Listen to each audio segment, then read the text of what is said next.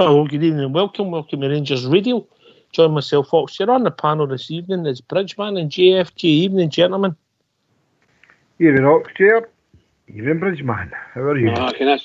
Magic, pal. Can I just say a big good evening to you guys in the panel? Huge good evening to the guys in the lobby and to all our Rangers fans listening in all over the world. Party night. Welcome to Rangers Radio. That was last night, Bridge. That was last night. Oh, I'm still in a party. That was last night. Well, quite a few things happened on and off the pitch today. A potential sign, not been confirmed yet, but it looks as if a very, very strong rumour. A left field signing, Andy King. Common, I think his nickname's Billy. And he's potentially coming to join us for a bit of cover in the midfield. I would say it was a bit left field, Bridge. I never seen that coming. Someday. I haven't seen it. I never saw that coming either. But I think I'm sure I heard a bit. The manager's statement said something like it. No, there's nothing on the horizon. There's no signings. And there you go. We got another one. He's quite good. He's handling these people very well. And if he has made this signing, Premiership player, okay. Was it 29, 30 or something like that? 30. There you go. No problem. He'll be a good fallback.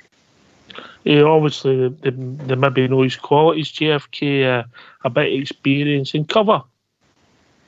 Yeah, definitely. I mean, he was part of the Leicester City's championship winning team. So I mean, we've got a very experienced player there. Jimmy, is he a loan signing, Jimmy? He's a loan signing, loan for a season. Aye. Thanks, Paul. I read that allegedly that Brendan Rodgers said that he sanctioned the move because he was going to a very good team with a very good manager. That may stick in someone's throats. So no, look, he's an experienced Premiership player and a fantastic addition to our squad. So. He's 30 years of age, left-sided player. We'll see where the gaffer puts him in. But he played very well. Once I'd seen that he was looking as if he was going to sign for us tonight as a loan player. Played a lot of games in the winning season for them in the Premiership. So we're getting a very experienced player. How many Welsh internationalists have we had then, JFK? Oh, you've caught me in the hot there. This guy's got 51 caps as far as I know. Oh no, you need to go. Where's it? You the start man, or where is our start man tonight? Because I can't tell you, pal. Well, the only one that springs to mind is, it wasn't a Welsh name, was Declan John. Right. That's true enough. Yes, with Declan John no long ago. Can't remember another one apart from Declan John, if I'm being honest. But there's if somebody else comes up with one, but. Left field, he's also got an interesting stat, Bridge. I don't know if you know it, about Andy King in the modern era since the English Premier League.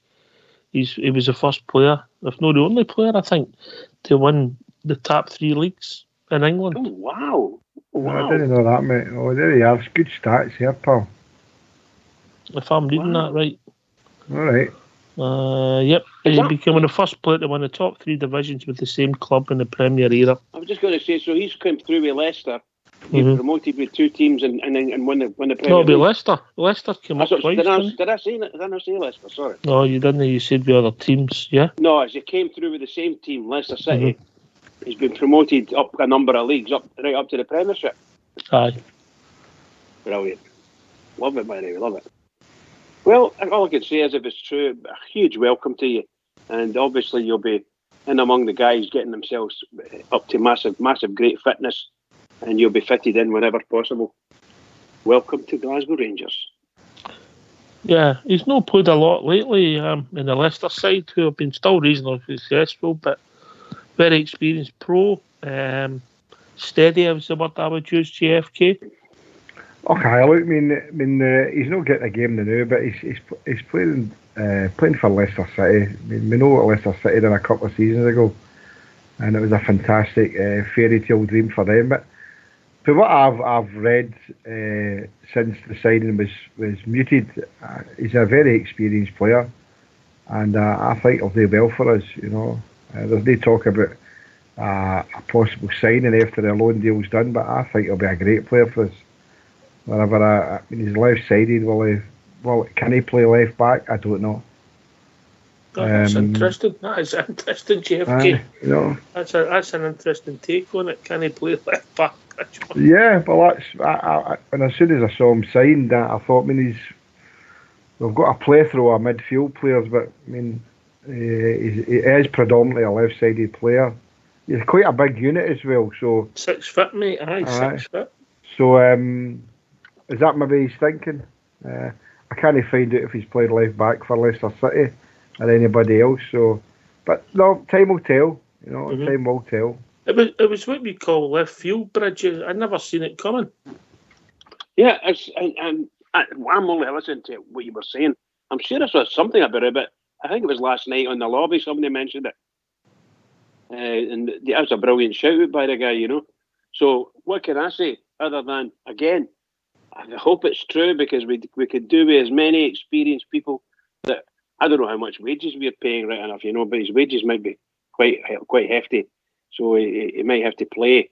If he's done a good deal with Leicester, well, maybe Leicester are paying his wages. That'll be really good for Rangers. Really good. He's very happy with that. I've just thought another possible Welshman, Oxtear. Sorry for butting in. Maybe my recollection is Andy Dibble. I think he might have played for Wales, mate. Now that you say that, I'm not sure if he was Welsh, but I'll check that out. Good shout, mate. 9 in a row. English. He was English. Was he, Fox? I thought maybe Andy Dibble would, but there you are.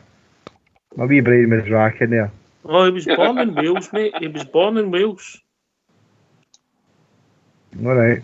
Andy Dibble was born in Wales. Did he not come through? Did he not play for the England Youths or something? And his first club was Cardiff City, mate. Born in Carnarvon. Carnarvon, I don't know if I'm spelling that right. Cambran. We had Kyle Tafferty, Kyle Tafferty, very good. That's brilliant, by the way, I have to say. That's brilliant. Well done, you. Kyle Tafferty. You devil, you. Did anybody remember, funny enough, you mentioned him, and I've looked at his stats. He played 7 games for us. Did you remember that he played 5 for Aberdeen? Andy Dibble? Aye. I swear he did. Was that after us, but? Was that after us? No, 7 years before, Bridge. 7 years before. Right. Please check out your stats. You're getting so much wrong, mate. We can only put so much down in Kingsbridge School. I remember reading something back that he'd actually made a few appearances for Aberdeen. Yeah, that's good, mate. Aye, he did as well. Great. Aye, well, we'll give you that one. Fox is talking rubbish again. He was born in Wales, JFK. 1-0 to you, mate. Thank you very much. Yeah. Sorry about that. Sorry. What I've got to say is you need to make it 1 each, because Kyle Tafferty's a draw, mate. That's a cracker. 2 points on that, Kyle Tafferty. That was just fantastic. Well done, Foxy. Well done. I think he's been brought in for cover for Joe Aribo. With the likes of, I mean, if Aribo gets booked tomorrow night, mate, he misses the next tie because of 3 bookings in the qualifiers, and things like that will add up all season. So he'll be his cover, I think. Think so, Fox? And Maybe also, watch this one, Fox. Maybe he's coming to plug the leaks in my defence. right. The other thing I'm thinking that coming for the experience, mate, when we were up against Midtjylland before, we need a bit of experience to calm the Jets down sometimes, and that might have stopped us losing maybe the 2 quick goals, just a bit of experience in there with Steve Davis, etc., to maybe take control of the midfielding games. Fair comment, mate. Did you see it coming, Fox? Was that a signing? Well, Scotty Scott, I think it was in the lobby last night, put it in the lobby, and it caught my attention. That was the first I'd heard it. Yeah, Stevie Scotty, 19. Big shout out to you, pal. If you've got any more information, get it in the lobby, let everybody know. Or come on the phone and phone in and talk to us about it. I mean, he's also been credited being the all-time goal scorer for midfield for Leicester City in their history. He played 329 times for Leicester with 55 goals. Aye, well, we'll see. That's a good return, isn't it? Aye, well, we'll see. I mean, experienced pro. I mean, we might not see him for a couple of weeks, but we'll see where it takes us. And I'm in the camp bridge. If the manager and the scouting team want him and they think he's going to improve our squad stroke team, I'm happy. Well, what can I say, Oxter? I read them out the other night. We've got guys in there you don't even see. You forget that they came in on either on a Bosman or whatever it is, a pre-contract. And you end up with 8 or 9 people in your squad. And I'm not even counting Kamara, who came in, and okay, they paid a nominal price for him. But in reality, it cost us nothing. He was coming in a pre-contract. So you're talking 8 or 9 people who are absolute top quality players for us. And it's not cost us anything, other than wages, of course, And I think it's fantastic. And I agree 100%. The scouting people and the management people are bringing these players in, and of course by the manager as well. I think it's fabulous. What a big difference it is to a couple of years ago. Marvellous. Can you say the board haven't given them the tools to have a go this season? That's what I'm saying, and all the management, it's all there, It's brilliant. The whole thing seems to be going very nicely. Thank you very much. Do you think we smell blood? Yeah. I think Gerrard does. I think Steven Gerrard does it. And I heard these press conferences now, and I think the difference in a year is night and day. Obviously, I think, have you heard it? No. I did today, No, yeah. No. Yeah. Right, get yourself from mute, and we'll hear from our manager, Steven Gerrard, in the build-up to tomorrow night's game. And I think he smells blood.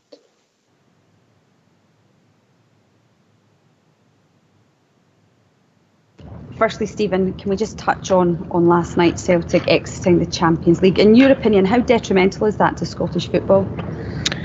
It's certainly going to be detrimental because obviously all the Scottish teams need to do as well as we can to improve the coefficient to try and give ourselves an advantage in these European competitions. So from that aspect, it's very disappointing.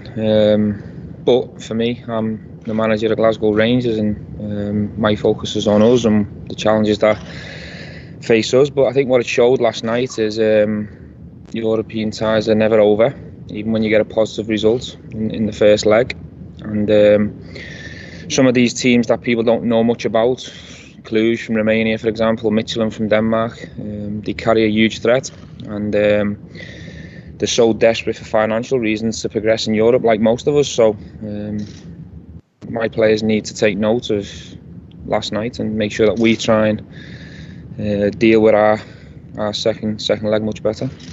Rangers have a 2-goal advantage going into this leg. So how are you going to approach it? 0-0, 0-0 mentality, everything to play for. I want to see hungry players. I want to see a hungry performance. This team's had so much criticism over the past 14 months about not being consistent and taking the foot off the gas at important times. So I think tomorrow's a good test to see where we are from a mental point of view. I don't want to see a team very casual who thinks because they've got a 2-0 advantage that the job's done. That won't be the case. Have you had to not drum that into your players, but stress that the tie isn't over, it's not won because you've got this lead? I don't think I've had to stress it because I think Michelin deserve respect, and I think the players after the game last week knew that at times Michelin caused us some problems. You can see they had a set piece threat throughout the game. They've got players that have got big profile, they can win flick-ons and second balls, and they carry a huge threat. So I think it'd be very immature and naive of us to think that this is done. We're expecting a very tough 90 minutes tomorrow night. So I haven't felt the need to stress that point. And the reason being is because the first leg was very tough, even though the scoreline was obviously in our favour. In terms of that game last week and then the game you had on Sunday, could your players be going into this match in any better form? No, I don't think so. We've had a real positive training week going into this game as well. The players are smiling, they're enjoying the training. The intensity and the level is so positive at the moment. I'm very pleased with what I'm seeing on a daily basis. Players are pushing that have been outside the 18.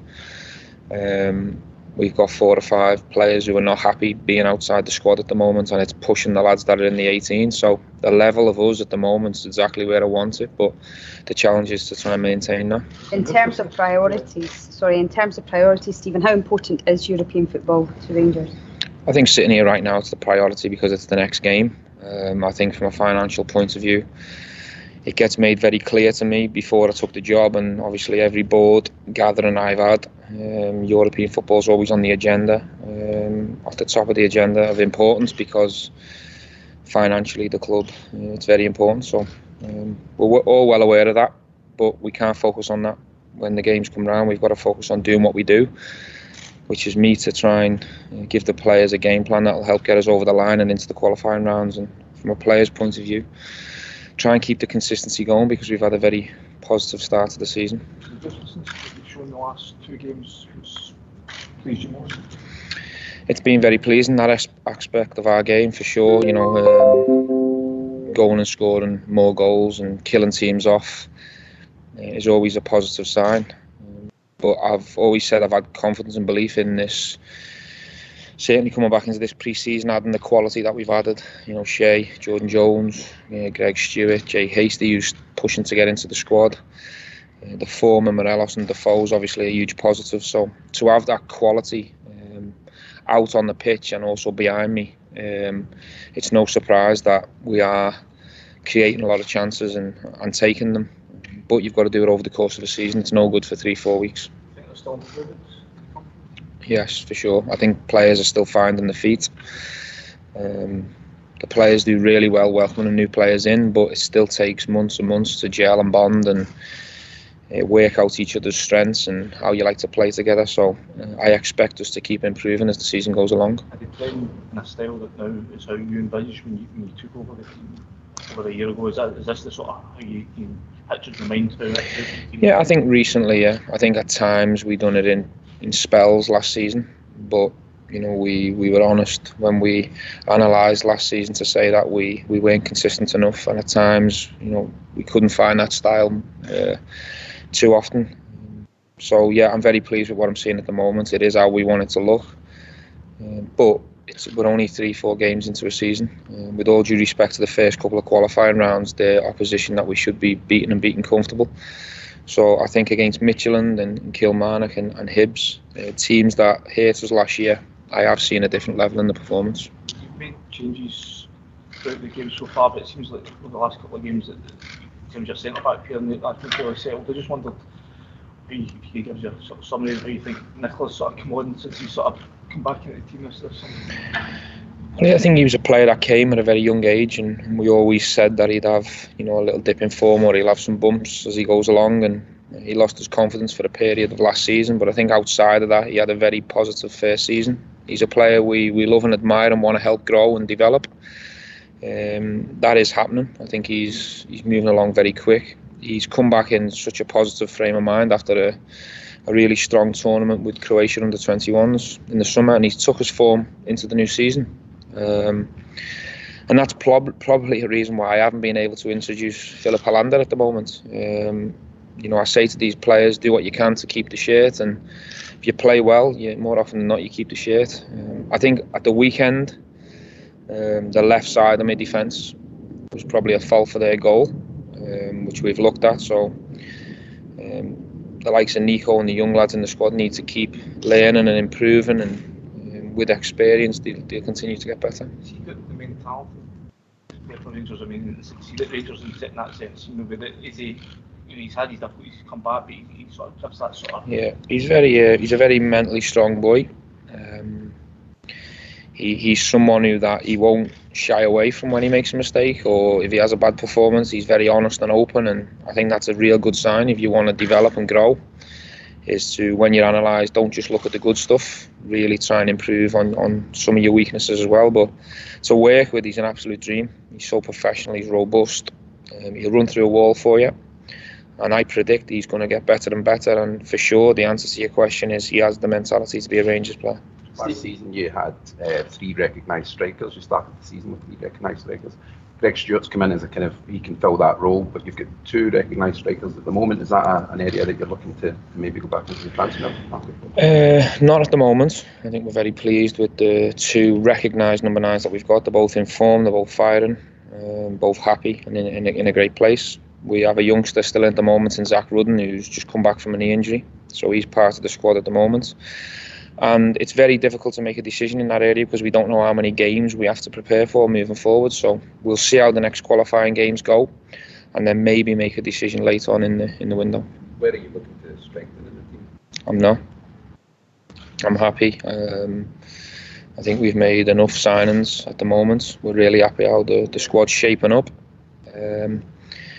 If something unique happens or changes, or someone comes and takes one of my players, that could change things. If there's a bargain before the window shuts, it'll have to be a real big bargain, then we might go back in. But at the moment, sitting here, everything's okay. Stephen, impressive performance at the weekend. You yourself had praise for Ryan Jack. You think you found the perfect balance in midfield with Jack, Davis and Reba? I don't think necessarily just them 3. I think we've got 5 midfielders at the moment. We were all different, but we have got a nice blend. I think Joe Aribo's took our midfield up another level because he's different to what we had. That left footer, big tall profile who can do different things to Jack, Davis and Kamara. And we've also got a very confident Greg Doherty back from a positive loan who's really pushing hard for opportunities. I'm debating whether we need one more because I like 2 players in each position. But at the moment I'm satisfied with the 5, but that could change. Could we see Brandon Barker on the pitch tomorrow night? No, I don't think you've done your own work, have you? No. I think you'd have to name Brandon Barker before the first tie, so I'm unable to add him, unfortunately. But he's working hard, he's topping up his fitness, and you will see him very, very soon. Yeah. Shay, what does it do for you as a winger when you have competition like that added? Obviously it's clear, like the manager's already told us that, every time we get an opportunity we have to take it. So with the likes of Brandon Barker coming in, it's not really done anything for me. I know, every game I've got to be, at it 100%, and if I get the opportunity I have to show what I can do. Encouraging if you've been with your start to the season, getting goals and assists already. Yeah, I'm happy. The reason I came here was to play, and luckily since I've been here, I've had the opportunity to do that, and just enjoy my football. I think for the last 18 months, I haven't really been able to do that. So I'm just really enjoying my football and taking it step at a time. You said about the competition that's on offer this season. Is it, how much is that sort of driving you on to make sure that standards are kept high and keep it pleasant? Yeah, I think me and the gaffer have had a conversation before about showing my quality as much as I can. Every game, every training session, and I think as the season will go on, hopefully I can keep improving and keep showing what I can do. But for now, just taking it a step at a time, and obviously tomorrow's game, we're all looking forward to it. Any other news? Team news, squad news. Everyone's fit, available. There's no injury concerns. Everyone's pushing. I've got to name 18 in the next probably 45 minutes, which is a challenge, but it's a challenge I accept. It's what I want. So no, there's no injuries or anyone else. What was Glenn's issue? He had a knee issue. I think he jarred his knee, and there was a bit of a reaction for 2-3 days, and we're in a position where we can offload and not take any risks at the moment, which is also very pleasing. Oh, thanks for that. Bridgeman, Fox and GFK. I liked the bit where the journalist made an absolute of himself. It was a Bridgeman moment, Brandon Barker played tomorrow night and he wasn't signed in time. Poor journalist from GFK. Yeah, well, the gaffer was going to send him out in the corner because he didn't do his homework. That's what he said to him. You done your homework. Absolutely brilliant. Rich, are you listening? I'm indeed. Oh, absolutely stupendous. Touch of class, isn't he? He threw a big curveball there, and I mean, when he was asked about any other signings, there's nobody coming in. We've not got MD planned and that, but and the bus sitting here tonight, as far as I'm led to believe, the break news is that he's Andy King's having a medical just now. So that was a great curveball he threw. And he said what I'd said last week about like two strikers. He's got his two good number 9s and doesn't have any plans. But I think we could take that. You also must listen to the show, JFK. Yeah. Did you hear what he said about the goal we lost on Saturday? Sunday? Yes. Yeah, I did, mate. He obviously listens to the show. Yep. But he may throw another curveball at us, on the side of somebody else. But he knows himself that the left-hand side is probably... Let's give John Flanagan a chance, mate. Definitely. I've totally 100% agree with you. I'm not criticising John Flanagan. He does realise that that's no our strongest part of the pitch at the moment. But when John Flanagan's asked to perform, he has done all right for us. I think John Flanagan has been very good for us so far. So, I'm not criticising. But the gaffer has said there that he felt the goal came in the left there. So, he knows he's going to have to rectify that. And time will tell. Did you like the Bridgeman when he says, I'm the manager of the Glasgow Rangers? He basically says, I couldn't care less, didn't he? Exactly. Well, anybody it's nice he asked me that question, but... Well, he got his comment in a nice way, should I say, nicely said. No bitterness or acrimony. But in other words, I agree with what you said there, and the manner in which you said it too. In other words, all right, Bridgeman. I think the lines are busy tonight. I don't know why. Do you know why, JFK? No. I was wondering there which were the hullabaloo about. I mean, it's Rangers Radio and there's people want to come on and talk. What do they want to talk about? Well, let's see what they say. Well, we'll be joining the first caller of the evening, and I'm sure that people want to interrogate him. Evening, Rudy Bear. How are we doing, mate? Evening, Rudy Bear. Man, how are you doing, Jimmy? All right, Rudy. Can I just say welcome back, pal? Thanks very much, Bridgeman, and same with you, Bridgeman. I've been listening, and it's great to hear your voice back again, mate. Thanks, Don't pal. talk to him. See, before we go any further, can we please have an update on what you had for your dinner? Had Findus crispy pancakes, beans, and potato waffles, Bridgeman. Oh my God! She left you. What's happened there? She sent you to food camp, Rudy. She's no talking. Rudy done the shopping today.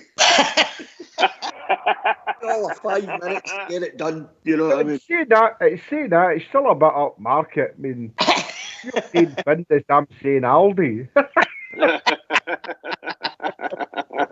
Well done, Rudy. Great to hear you back. He's a man of the people, is your Rudy. Thanks. Aye. I certainly am upstairs. You're right. Well, I know you've been busy, Rudy, with working, etc. But how do you feel? How things are gone, mate? Oh, I'm really pleased. I don't think you can be anything other. I mean, if you look at the last week, all right, we had the scrappy one, Kilmarnock. But saying that, we got the 3 points. We got that last minute goal. Would that have happened last year, Oxchair? No, I don't think so. But it happened. Yeah, and then you go into the Michelin game. I'm expecting a tight game. I would have been chuffed with a 2-1 win, something like that. But I would have took a 1 each draw, maybe a 2 each draw, something like that. Get the away goal, get them back at Ibrox. But did any see that performance coming? I certainly did, the Ox. I thought that was a fantastic away European performance. It really was, And they're no mugs, Michelin, No. It's very unusual for a team to score 4 goals away from home in Europe. Yeah, it is. Bridgeman just got it. He just got it. Somebody gave him a run. Anyway, we've got a couple of callers lined up.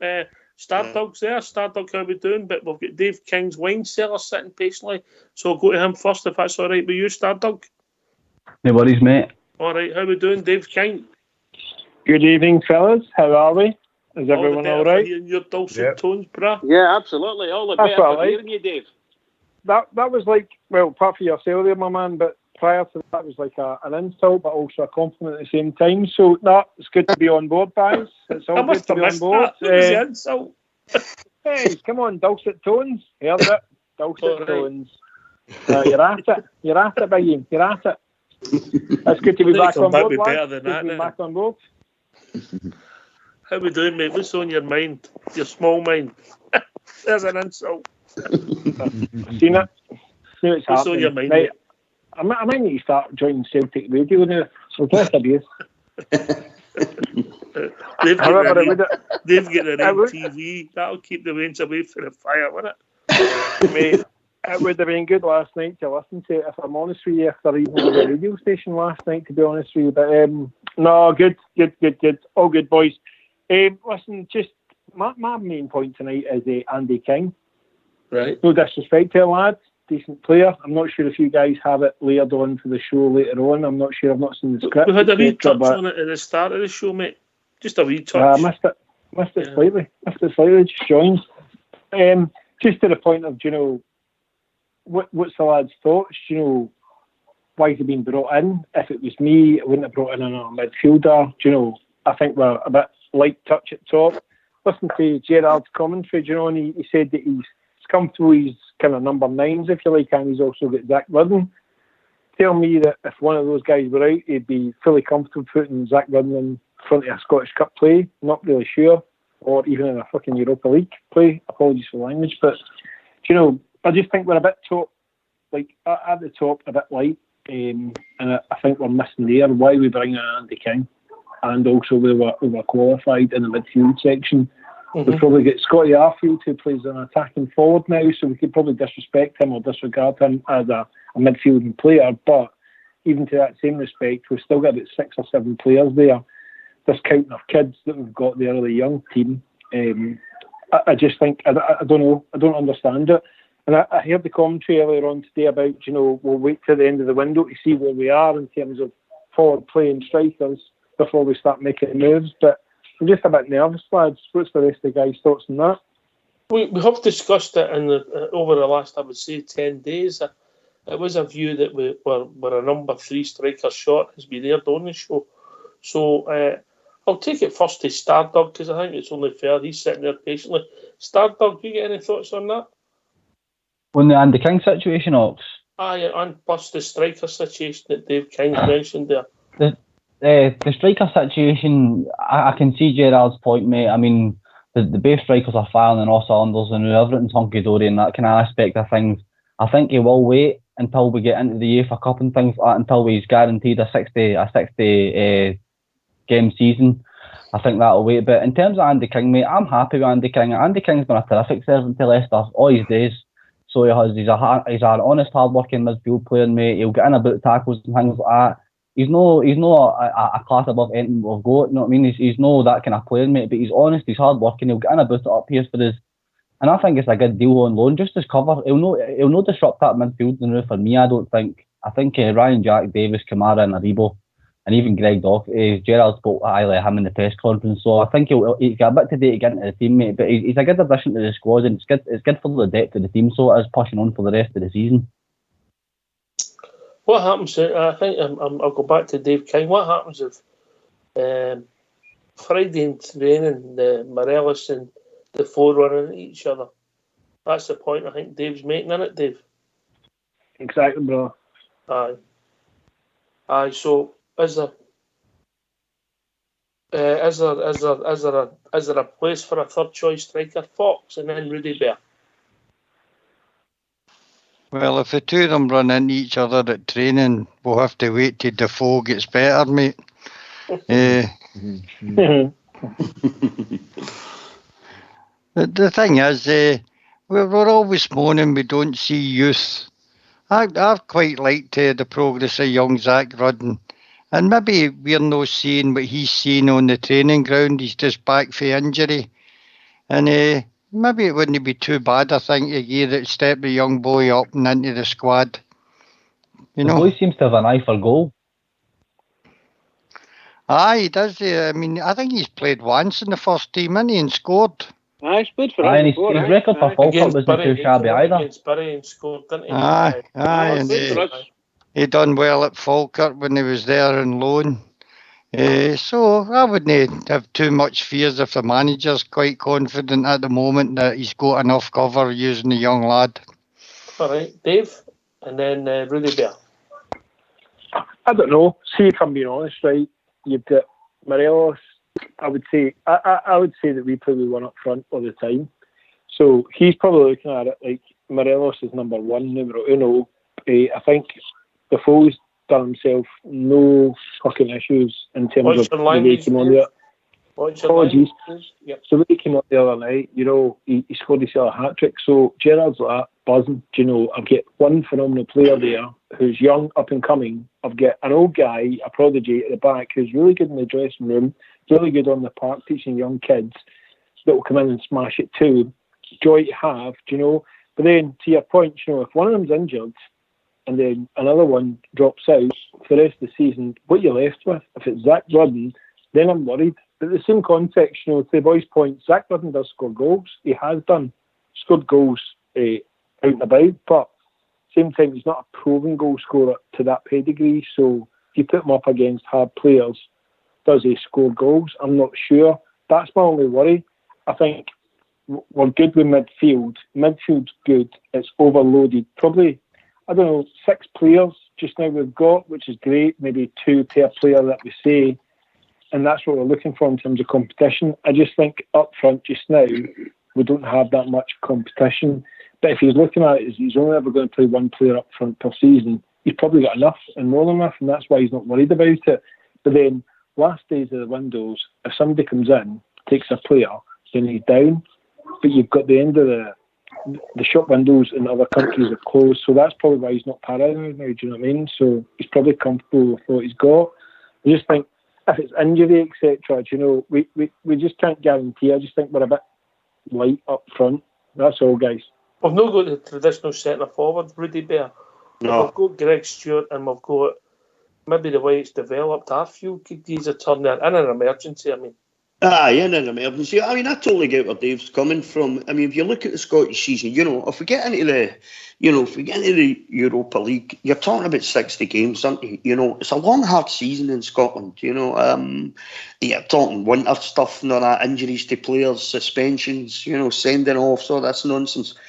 So I totally get where Dave's coming from. I just think if Steven Gerrard thought he needed a third striker out with Zach Rudden, I think he would have been here by now. Or possibility is he's not telling anybody anything, and before the window shuts, you'll see somebody coming in. You know, there's been a wee bit of a rumour about the boy down at Preston. I can't remember his second name now. Louis Moult. That rumour's kicking about the now. So there's a possibility. A boy that I actually quite liked when he was up here in Scotland. The only striker in Scotland, I think I said this to you before, Ox, that had scored 2 or more goals against Rangers, Celtic, Aberdeen, Hearts and Hibs. The only striker in Scotland to do that before he went south. So there's a possibility they're maybe looking at before the transfer window closes. We don't know. You know, the Andy King thing, he told them nothing in the press conference today. Never gave them the slightest hint or anything about it. And there it is, it's kind of broke the night. He's having a medical. He's having a medical just now. So, as far as strikers go, I like Zach Rudden. I think the boy knows how to score goals. He's a big lad for his age as well. He was 6 feet or something, Ox, I think. I remember reading that somewhere. And maybe you're right. Maybe he's seen Zach Rudden in training. I know he's just come back from he had an injury. I think he had to have it operated on. So he's just come back again. But maybe what he's already seen is Zach Rudden, he thinks there's his third striker.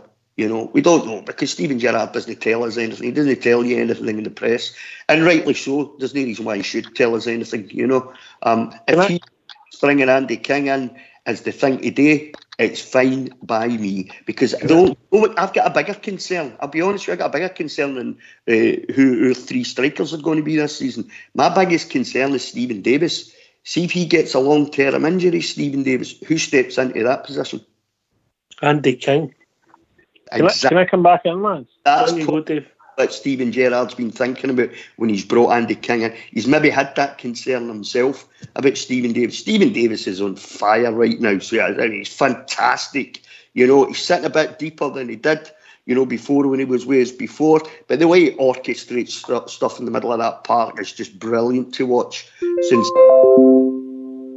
And since he's had his pre-season and he's got himself up and running, he's really fit, he's playing fantastic football. But then you have this concern: what if he does get an injury that keeps him out? All right, Rudy. All right, I cut across you. Dave, you want to come back there, mate, and then we'll get a caller join us on you go, Dave. I just want to come back in the point here. Do you know, I think he made an absolute massive point here in terms of Steve Davis. And I think that kind of sums the Andy King part up for me. But I think things that we've not spoke about as well before is that, do you remember last season when we did well in Europe and we had Katic and Goldson as a centre defensive duo, and we done well all the way through the year, and then we started to do that kind of swapping malarkey with the boy Worrell. Worrell and Goldson. Aye, Worrell absolutely in right. the group stages. He's made his debut against Valencia, but with Villarreal, sorry. 100%, but we went like a point where we were like undefeated, like goals scored against 0, you know, and we swapped it and changed it, and I was led to believe, and I never found out the facts in terms of, you know, if it's part of his contract where he had to play X amount of games. But you know, I think the boys are doing really well. We've started this season really, really well.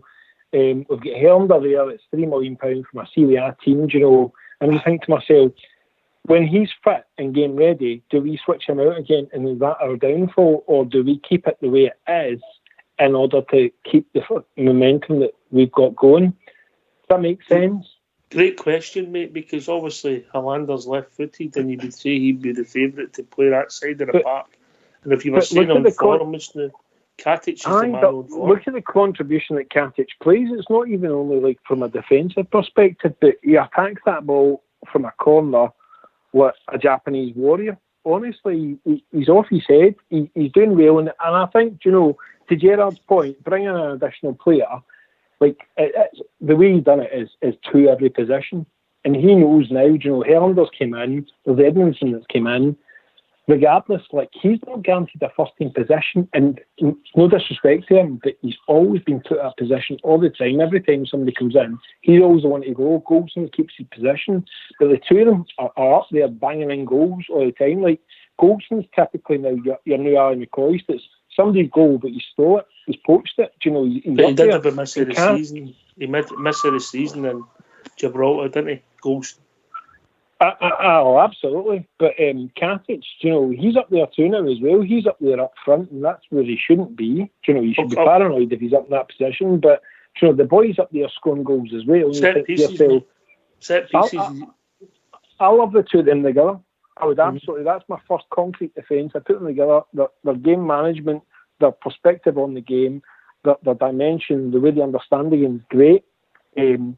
There's times where they fall in and out of stuff, you know, but at the same time, Kamara, I seen it the other night where Kamara lost the ball and we almost lost the goal. I think to myself, you know, I love Kamara, he's great, but there's times where people lose balls and stuff, and I just think those two are great together.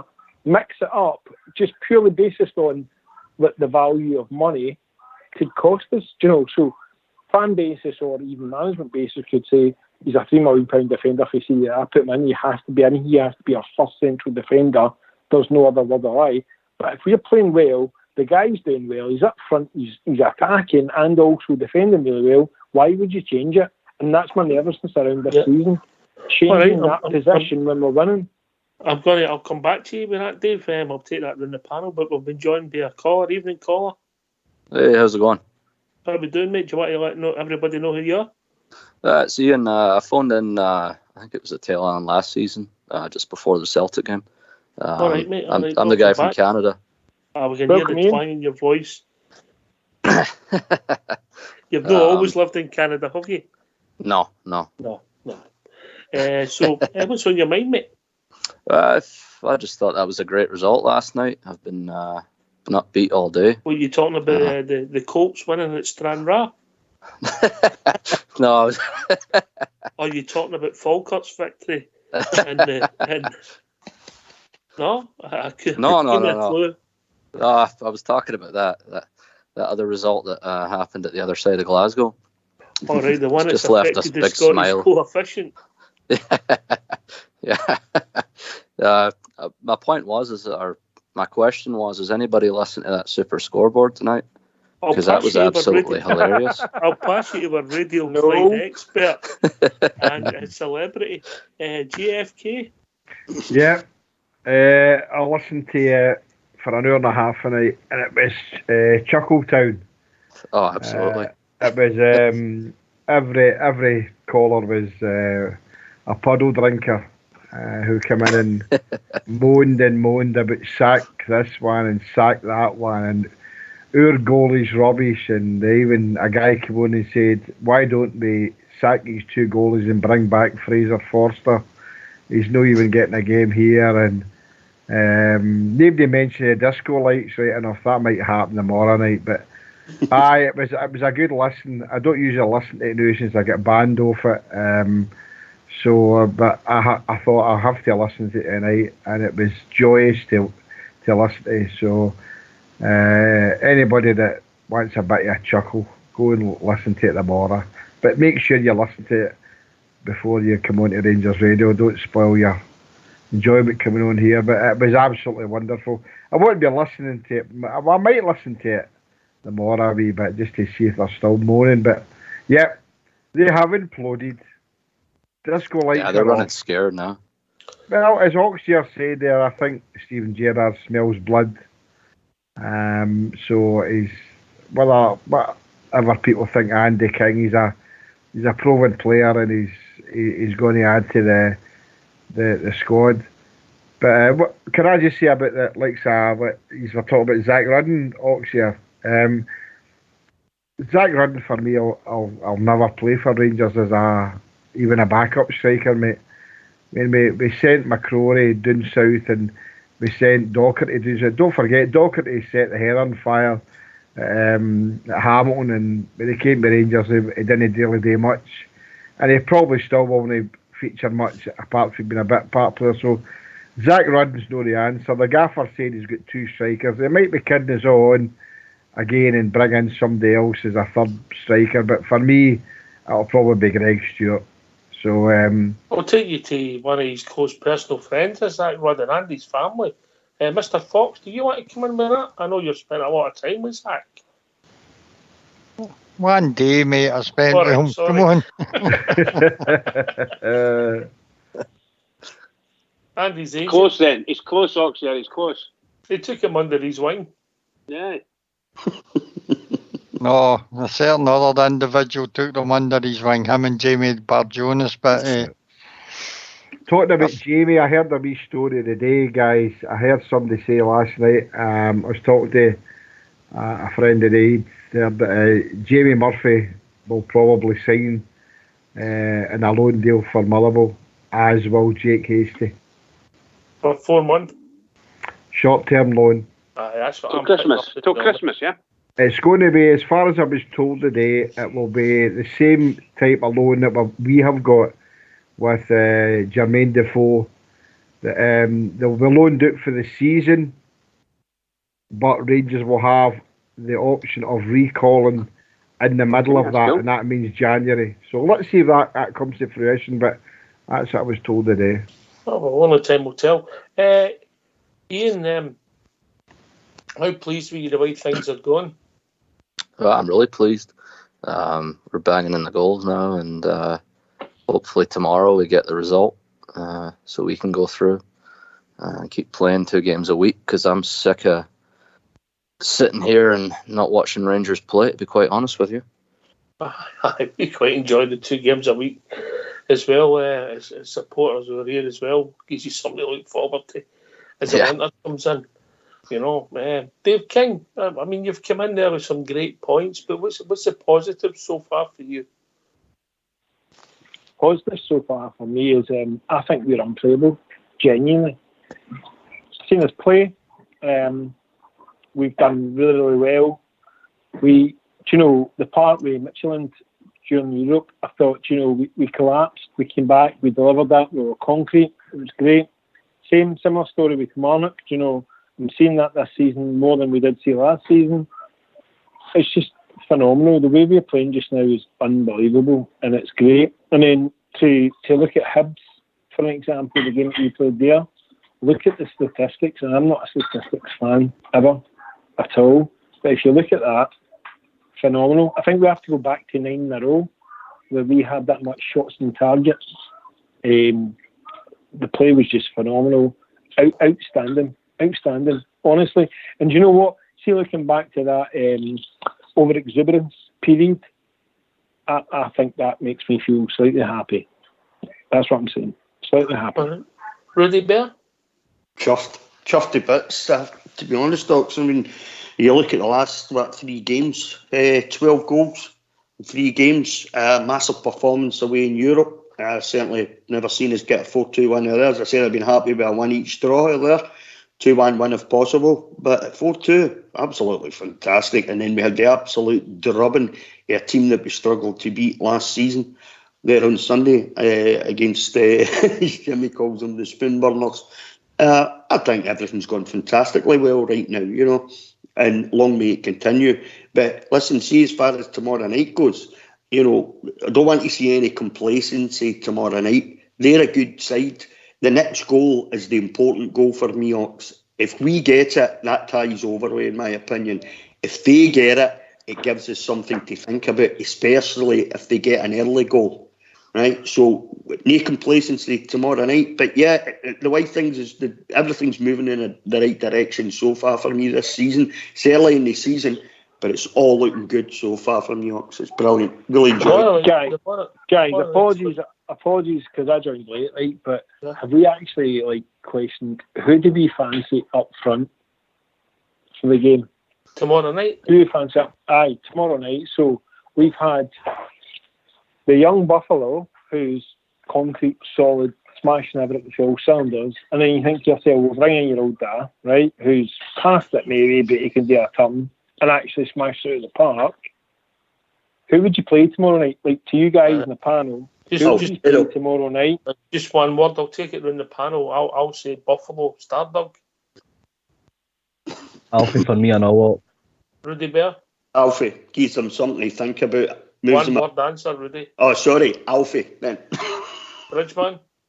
Morelos, yeah. JFK? Fred. Fox? Morelos. Who's doing the dishes? That's my wife, sorry. She's putting dinner out. Can you not tell her? I'll go on mute. It's alright, it's cool, sorry. Who's doing the dishes? There's a man. That's how you treat them, Rudy. Really?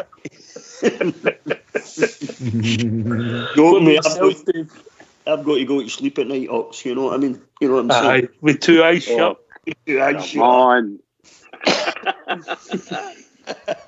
What about yourself, Dave? Give me a break. I can't go and talk and then my missus in the background up, told her to shut up and you ask me a question. We don't mind her What do talking, you we want? just don't want to hear the rattling of pots and pans. She's wearing that. She's saying to me, she's wearing a Rangers top tonight, and she's got Adidas trackies with red stripes at the bottom or red parts at the bottom, where she's saying she's up to her knees. So she's saying, how much more committed can she get?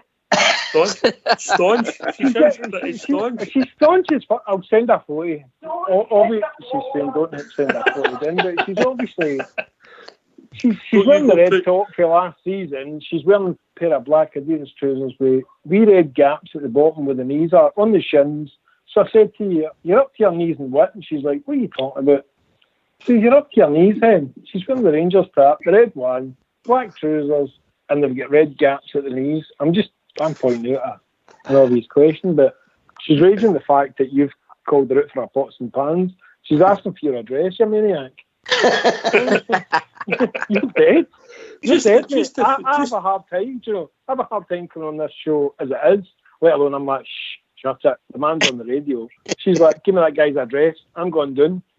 It's just that good women are hard to find, mate.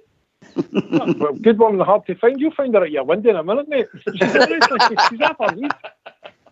However, she is staunch as fuck, to be honest with you, right? She's riddling it up. She's loving it. She said, it's a true story, like no other line, probably deviating from the point, but she was at Flip Out in Glasgow the other day. You know Flip Out, aye? Aye. Lads accustomed to Flip Out. They've all got kids or grandkids who appreciate where it is.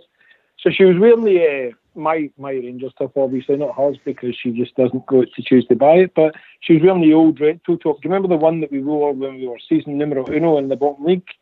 Big massive The Tenants one. RFC badge with the Tenants badge, and it's not standard unless your Tenants badge had ripped off through the washing over several years ago. So anyway, she's in there and she said, I'm wearing this top all the time. I says, why do you say that, sweetheart? She says, don't be a lie. I swear you've got a brother-in-law. It's hidden it there. She says, it was just, there was guys nodding at me as if to say, all right, hen, all the time. She's walking about with two lanes in the flip-out trampoline place, and she says she kept getting like a reprimandal, like kind of a nod at the head to say, welcome to the Brotherhood. I said, tell me one thing, did they say no apology, no surrender, or we are the people? And she said, aye, funny enough, a couple of times they said this. I said, you're good to go. I said, I'll tell you what, Nick, sweetheart, I'll give you the new top, you can go back up next week. Honestly, brilliant, you can't beat it. She says, I felt as part of a culture, of a need, of a want, which was great, and I like it. That's what we're all about. She says she felt safe. People were just saying, you're wearing the top, appreciate it, like it, love you. That's it. We are the people. That'll be it. Mrs. Rudy and Mrs. Bridge will be doing it the trampolining. Well, I did say they called it a jumpoline before she went down, so we'll need to question that. She wasn't very appreciative of that, and she still. I'll bring you into the jump next to Fox. Just tell her to bang the dishes to the tune along with the tune. She's trying to bang the dishes to the tune of No Pour for Rome, but we've not got the dishwasher to work quite considerably to that point. But aye. Right, anyway, it's time to get yourself in mute because we're going to have a tune for your Fox, and Mrs. Dave King's wine cellar's going to sing along.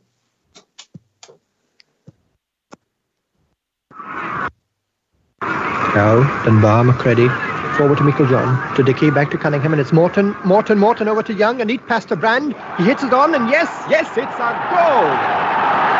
Listen to that Ibrox crowd roar as Rangers start the new year with a wonderful goal. And listen to Callum Kennedy as he sings with the crowd, the Rangers Chorus. Have you seen the Glasgow Rangers? Have you seen the boys in blue? They're admired by all who know them. If you saw them, so would you. Loved by all, they are good sportsmen. For fair play, they top the pole. There's a roar that beats old Hampden when they score the winning goal. On the slopes of dear old Ibrox, thousands gather for the fray, and they're glorious and victorious when the Rangers win the day. They have played way in Monaco, they have played in USA, but the greatest game in history is the game on New Year's Day. It's the home of famous heroes, and their praises have been sung. Willie Waddle, Tory Gillick, Alan Morton and George Young. So when all my life has ended, and when death has made its mark, may they scatter all my ashes on the slopes of Ibrox Park. With the angels I'll be singing up in heaven in a glen. I'll be happy and contented when the boys have won again. On my harp I will be playing in the sky way up above. I'll be singing Polo Polo for the Rangers that I love.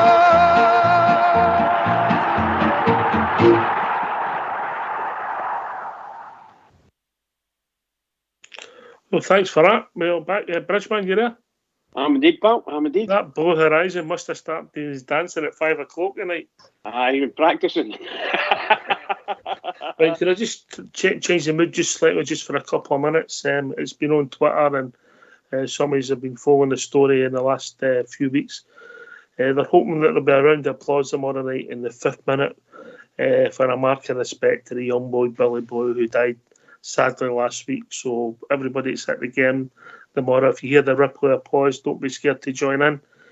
Young boy wasn't with us long. It was definitely one of our own family, and once again, all our respects, thoughts and prayers for everybody at Rangers Radio go to young Billy Boy and all his family and friends. So tomorrow night, 5th minute, a mark of respect. Here. Right, where were we? Apart from Dave King's missus getting a bit of jumping. That doesn't sound right, does it? Right, pack it in, fella. So, doesn't sound right, does it? Maybe later on, but no, right. You could have, the tune lasted about 4 minutes there, you could have been back. Again, 30 seconds, and that was twice. And I had a fag. Rudy, you've been teaching him. I told you I'm a sex god, you know that, man. That's probably me, mate. How did that go? Remember that one, Rudy? That was the girl. She liked that, Ox. Rudy, fella. Gonna have a word with you at some point. Rudy, I'm telling you the truth, mate. I'm not being funny, right? And I'm being serious, but she says she knows you.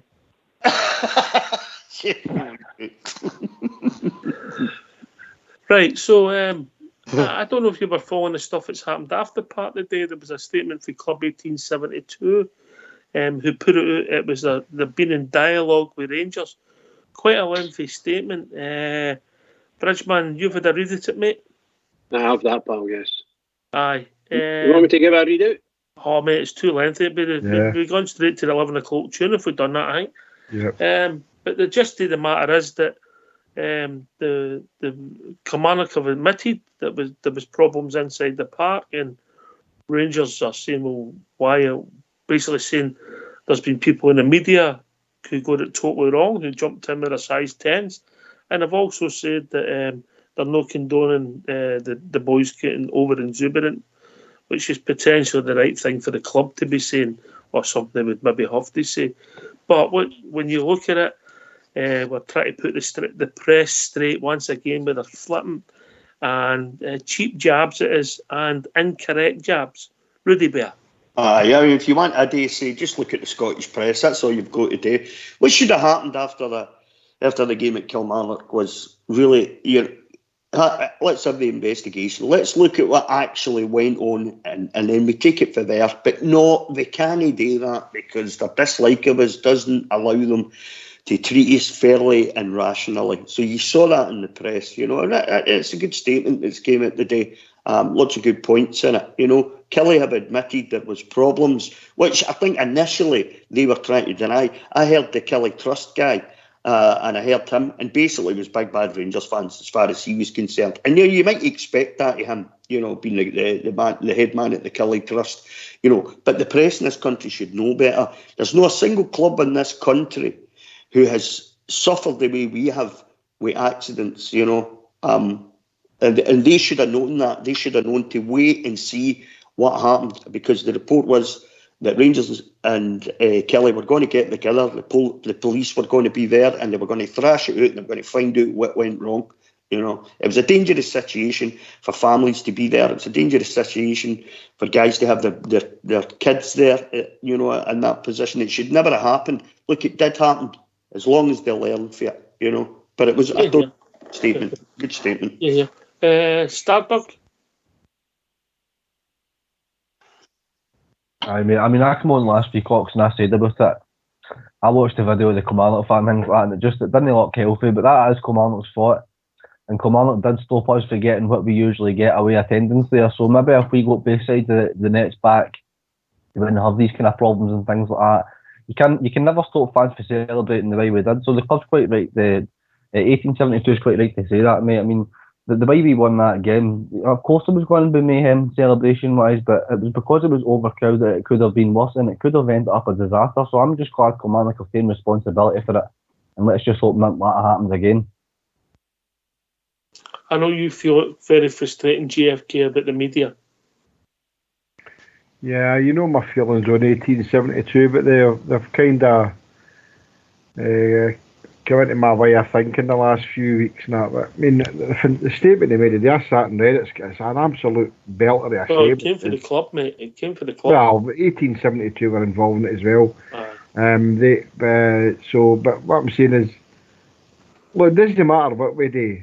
You know, the media's always going to give us in the neck all the time. We just need to listen to the various people speaking last night when the puddle drinkers get beat.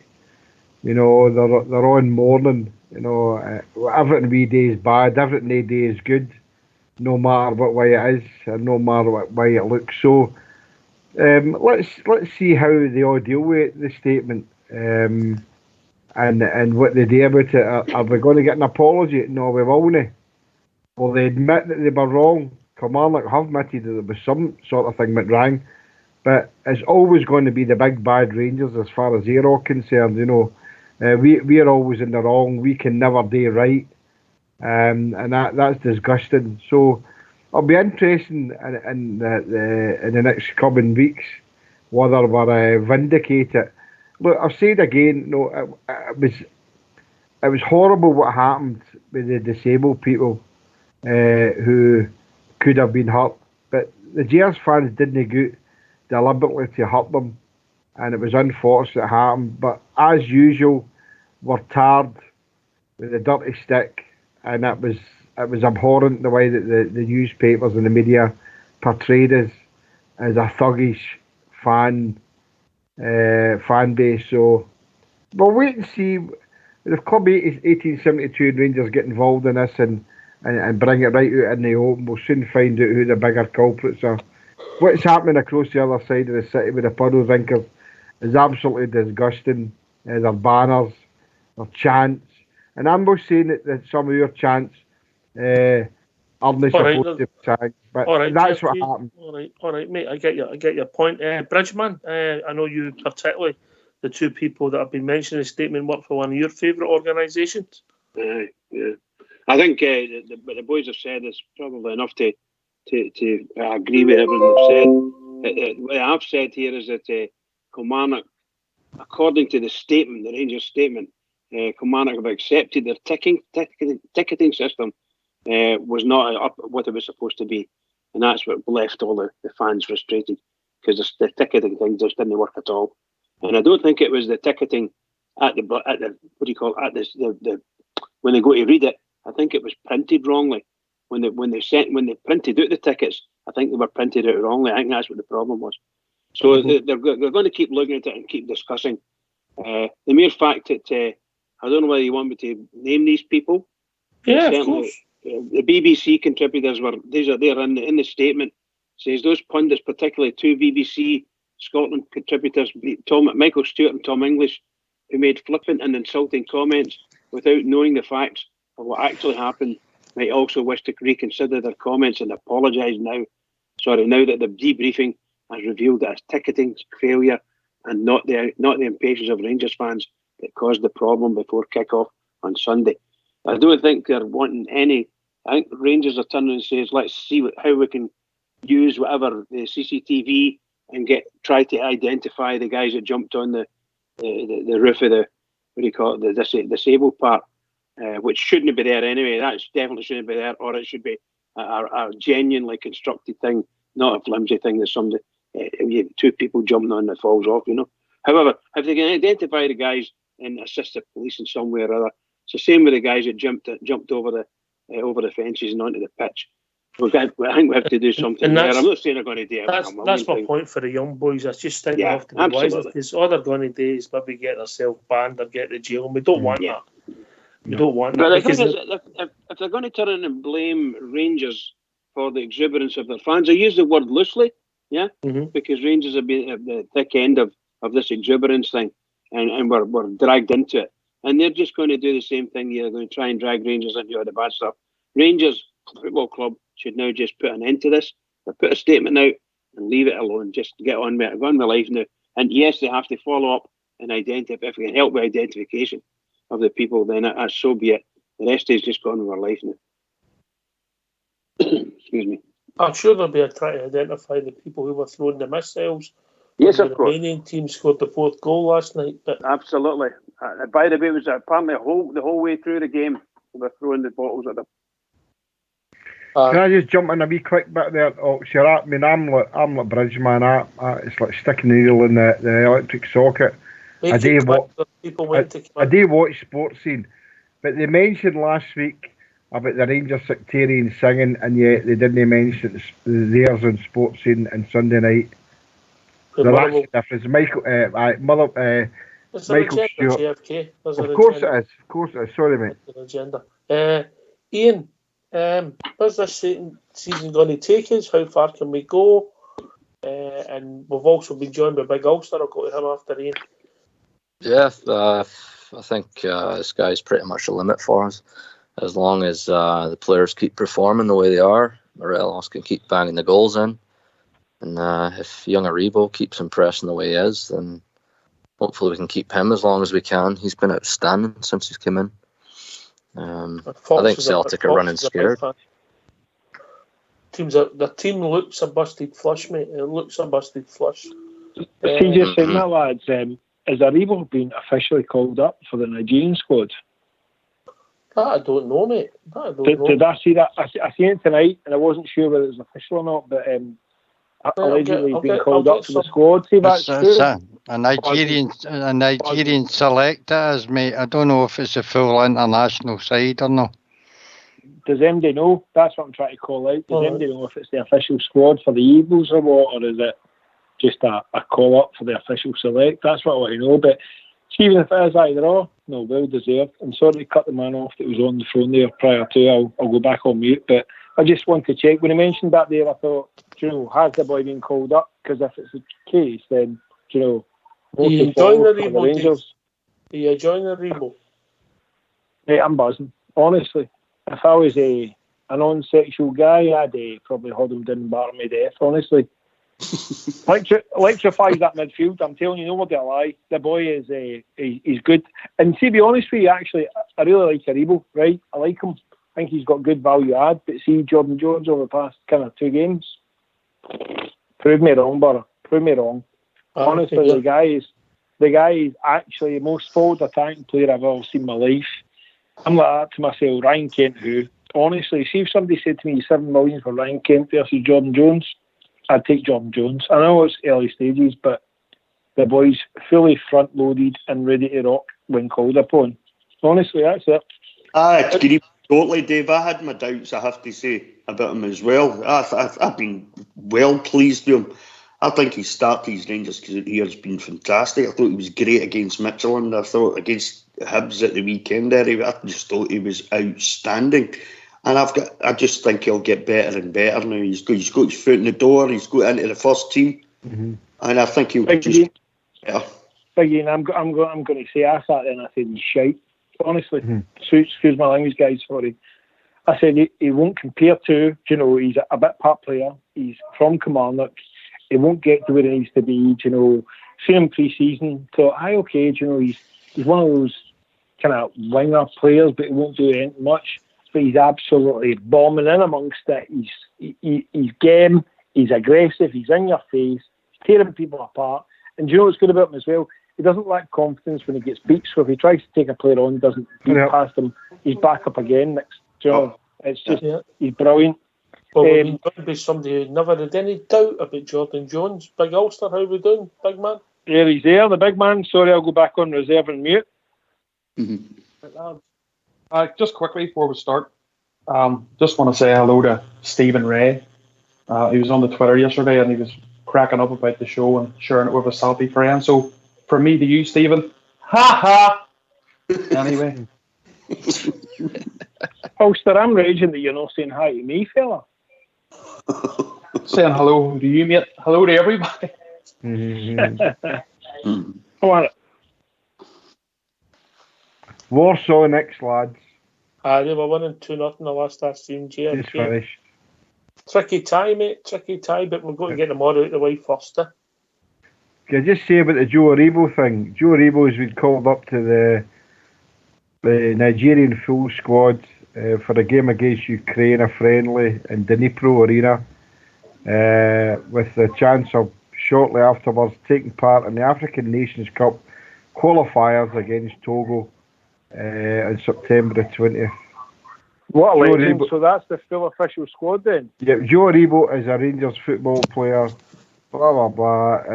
He's included in the squad, the full squad to play the friendly against Ukraine, with a chance of taking part in the African Nations qualifiers for 2021. Yeah. All right. I mean, fair play to the boy getting called up to his national team. I didn't realise he was Nigerian. He's playing England under 21. You should see his full name, which honestly it doesn't spell Dalcio in any way, form, shape, or word. But you could be confused by his skill. I mean, Dalcio was the player that we looked for, but hey, good boy, good reason. So he is definitely up then. He's up for the team. Yep. The news is here that the news is here that he's been selected for the Nigerian full squad, with the prospect of playing for the Super Eagles in the African Nations qualifier against Togo, which will take place on September the 20th and the second leg on the 18th of October. And that's a playoff game with the winner qualifying for the competition. Aribo is a Glasgow Rangers player who just signed from this season. It says here that he's been picked for a full international squad, with the prospect of playing for a playoff for an African Nations Cup. There you are. So he's an under 20, he's an under 21 international for England. I think he was born in England. You still get time to play for his country, his birth. And that's the thing as well, though. To your point, in September or mid-September, potentially could be dangerous for us if somebody goes away and plays in the Africa Cup of Nations. We then lose a midfielder for a couple of months. Weeks. I think that's the qualifiers, which are similar to our internationals, yeah.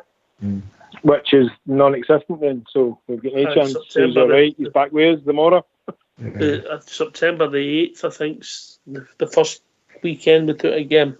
The qualifiers for the African Nations Cup is at the end of 2021 in November. We're all right. We're fine. So he's got this cup. You just get the first leg and second leg qualifying. If they qualify for that, then it's not to 2021. You might not be up back because they're playing green. Nice one. Right, with Big Ulster, you coming in or you just sitting there? Big Ulster still there? Sorry, still it's there, Jenna Bridge, man. Jenna Bridge, man. Sorry. Thanks, Ulster. I just wanted to make reference to the Colts team yesterday for a fantastic result. The way that was that Falkirk's result? That was a good one. There's not many teams got two different competitions in the same night. No. Or put it the same competition twice. In Europe. On you go, Big Ulster. On you go. I was watching the draw today, and the Colts team there are travelling over to Ulster here. They're playing Ballymena United, so can't wait for that. We're all organising ourselves to get to Ballymena, and it's going to be a cracking day, and we'll be there to support them. So well done, lads. Fantastic. Who will have the biggest support at that game? Rangers. Yeah, but that'll be good revenue for Ballymena, eh? Oh, they'll be rubbing their hands. They'll be loving it. It'll be a good day. Can't wait. Just can't wait for it. Love it when the Rangers are playing here, no matter what age group. Brilliant, mate. Brilliant. Well, a good result for the boys. Getting real experience. Young team. I seen Gresda was playing again. Yeah. I think McPake and Barjonas got the goals, and they're two names we know. So it was good to see them getting goals last night. Aye. I mean, it's difficult. Once again, we're keeping the Glasgow coefficient up because we're still in it. I know. You're Sherlock's. Well, I'll tell you, that's their first time ever in. I think it's the first time, isn't it? The Colts have been in this tournament. They've been in it the last couple of years, mate. Oh, have they? But haven't all Rangers Colts, have they? Like, no, just been the under-21 team. We weren't very successful. Well, Stranraer, I know they're not the highest level, but they're good. For the Scottish leagues, at that level, they're a very good side. Good result. They're playing against. I'm going to Bridgeman, where this is boys playing against men, and the boys are getting a result. Absolutely. And of course, I think some of our older players are playing in there as well. They're not all youngsters. I think Gresna not playing. Is Enoch's duty playing that as well? They'll use that as much as possible. When he won Bridge. So I'm delighted with our coach. And by the way, this guy, Mr. Gerrard, MBE, has came up here and he's completely transformed in a 12-month period.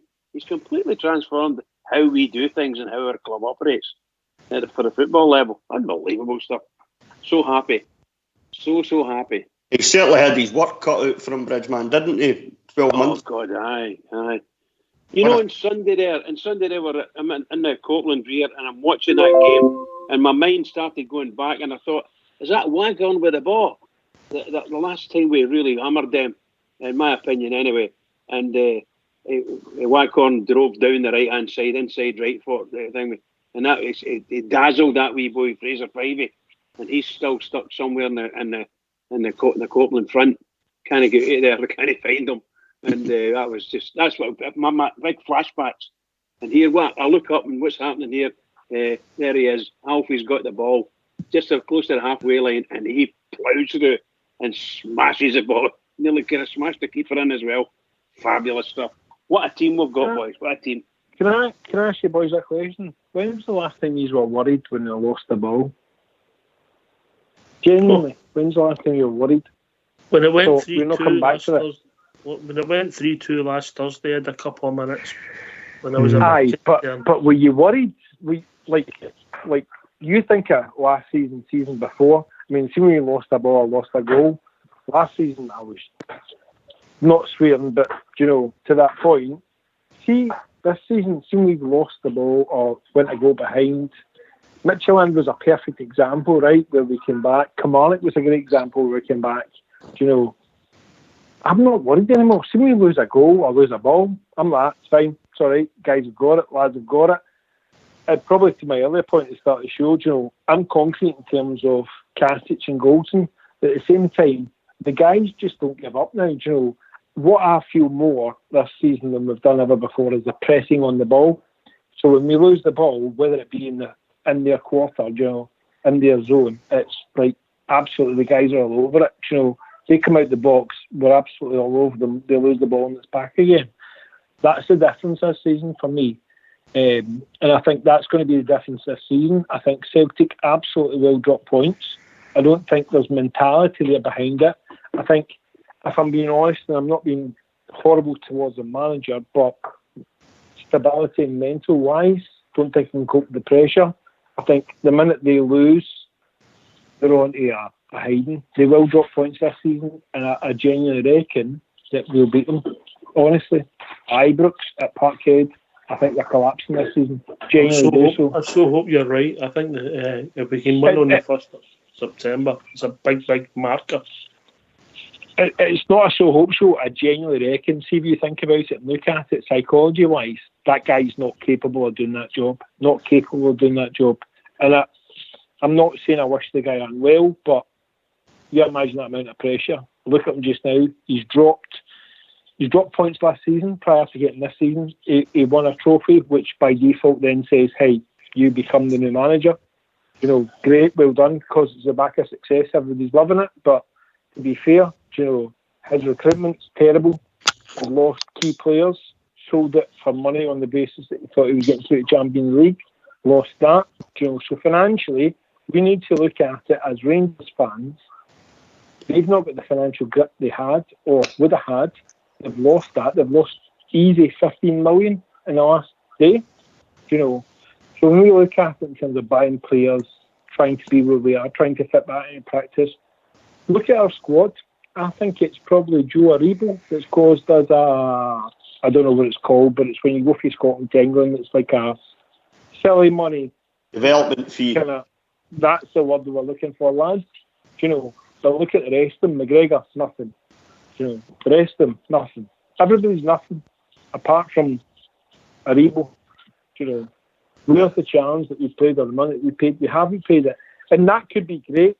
And the only way that we can sit there and be fucking mesmerised, excuse my language, sorry, but be mesmerised or actually account for ourselves and say we've done well, or you look at the likes of the boys in the recruitment squad and say, well done, lads.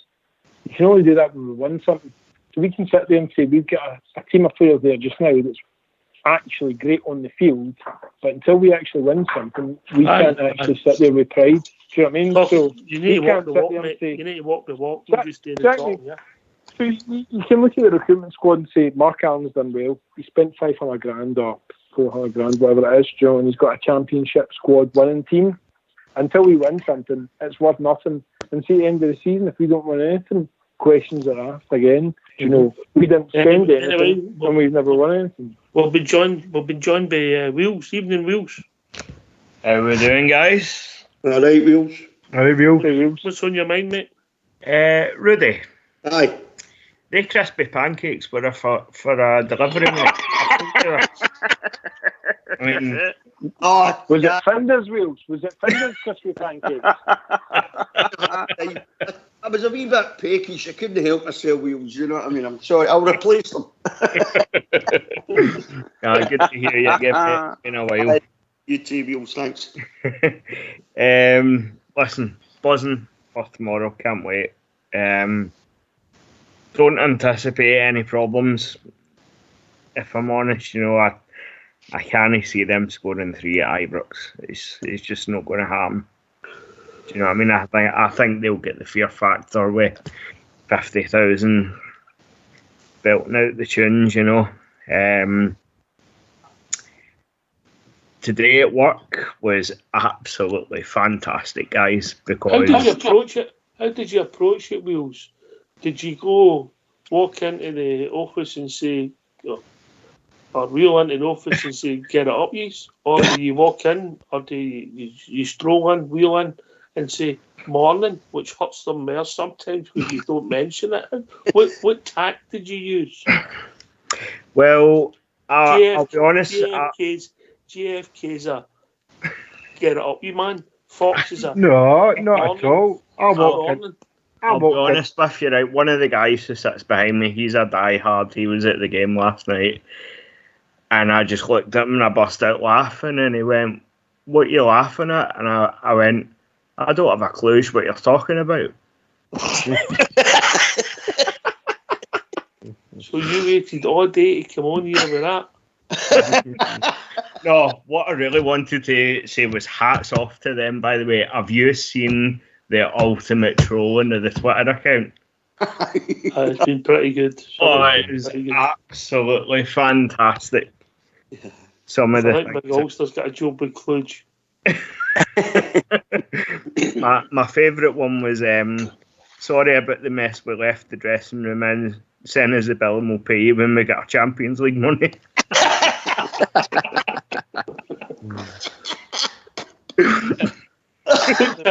What tact did you use, Fox, in your working career when they had a bad result? Did you use just ignore it and wind them up more, or did you go for a jugular? I never worked with any of them, mate. I couldn't tell you.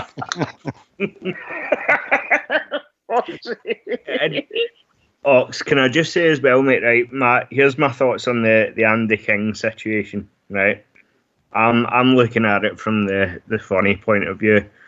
I think Brendan's just sent a player up here just to get it up them as well. Aye, well, you never know. There's nothing worse than when lovers fall out, JFK, is there? Aye, well, unfortunately, for my time during 9 in a row, I worked in Glasgow City Council. You must have been busy then. I was busy, aye, it was good. Sorry to be puddle drinkers, but the best thing to do was just go in and give a big, nice smile and just go and sit down and just snigger at them. And did you ever use the one, you were awful unlucky? No, I never. No, maybe near luck. But nah, it was when the guys I worked with, they couldn't take it. They like to get it out, you know. When they got that wee occasional win, Then they were quick to get out. But I know sometimes, Oxy, you know me better than MD here, but sometimes I'm not really subtle, and I can just go for a juggler. But on a lot of the occasions when you're in your work, you've got to be careful what you say for others. And I would just go in with a wee snigger. It was never your middle name. It was never my middle name, mate. No, but no, it's good getting into work, and when you're working, especially when I work with Glasgow City and that, and it's full of them, so they like to try and give you the big Jap knife right in the back. But it's good to. That time was really good for me. 9 in a row was absolutely tremendous. But that's what they do. They try to down us, but as Will said there, you got to give them it back tight. You know, they're really selling. Just a wee before I finish here, I went into my local shop this morning, and there's a guy who works behind the counter, and his name's Craig. How you doing, Craig? And you're not well listening. And every now and again he'll have his wee Celtic tap on under his other whatever he's got on, and he's always giving me a wee bit of a thing, me. So I did the same as what Wheels did. Me and Wheels must be singing off the same hymn sheet there, you know, and just and bought my rolls and my bacon and things like that. And he says to me, "So what do you think of the result last night?" I says, "What result are you talking about? You need to give me a clue." Nice one, Jake. What was your approach, Rudy Bear? I haven't bumped into anybody that I could have a go at, unfortunately. I'm a bit pissed off about that, to be honest. Some of the stuff that's been on social media, I was having a look at the Kerry deal thing. That was superb last night. Some of them was just, I mean, usually, you know, after like an Old Firm game, you know, the last 2 Old Firm games, there's been some real meltdowns on that side. Some of the stuff since last night, my mate was just texting me some of the stuff earlier on this afternoon, and I was greeting while I was reading it. It was so funny.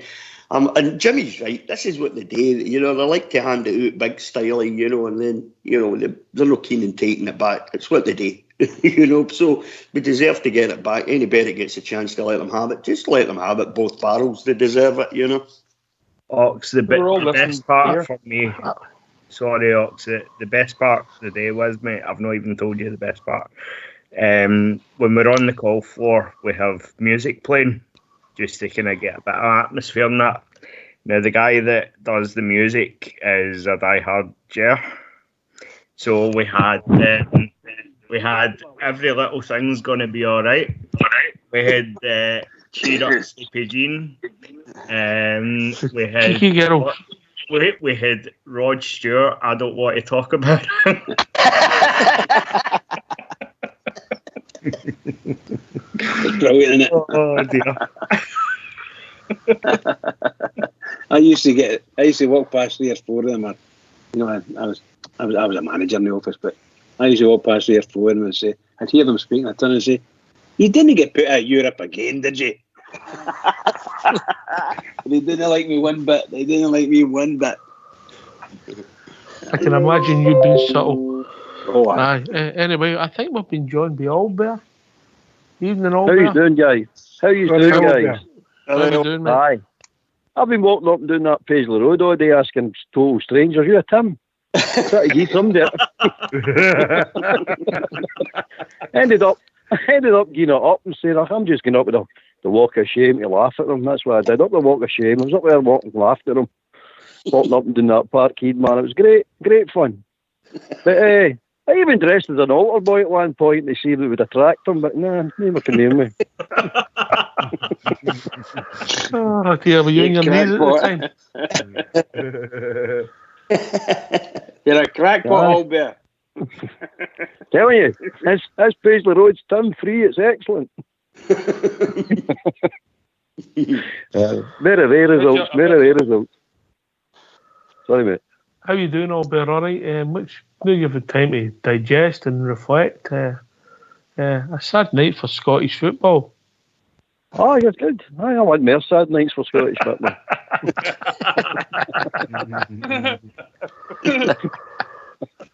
I love the sadness for Scottish. But I'm British anyway. I've not got a national team. I'm British. I want a British team. I don't care about their coefficient. Take their coefficient, roll it up into a tight ball and ram it up the dung chute.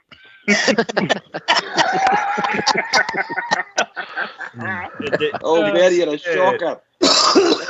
Can you repeat that last statement and explain what you meant to the foreign listeners? Oh dear. Ian, did you catch that in Canada? That was terrible what he said. I did. Ian doesn't know what it means, but it's been away in Canada for such a long time.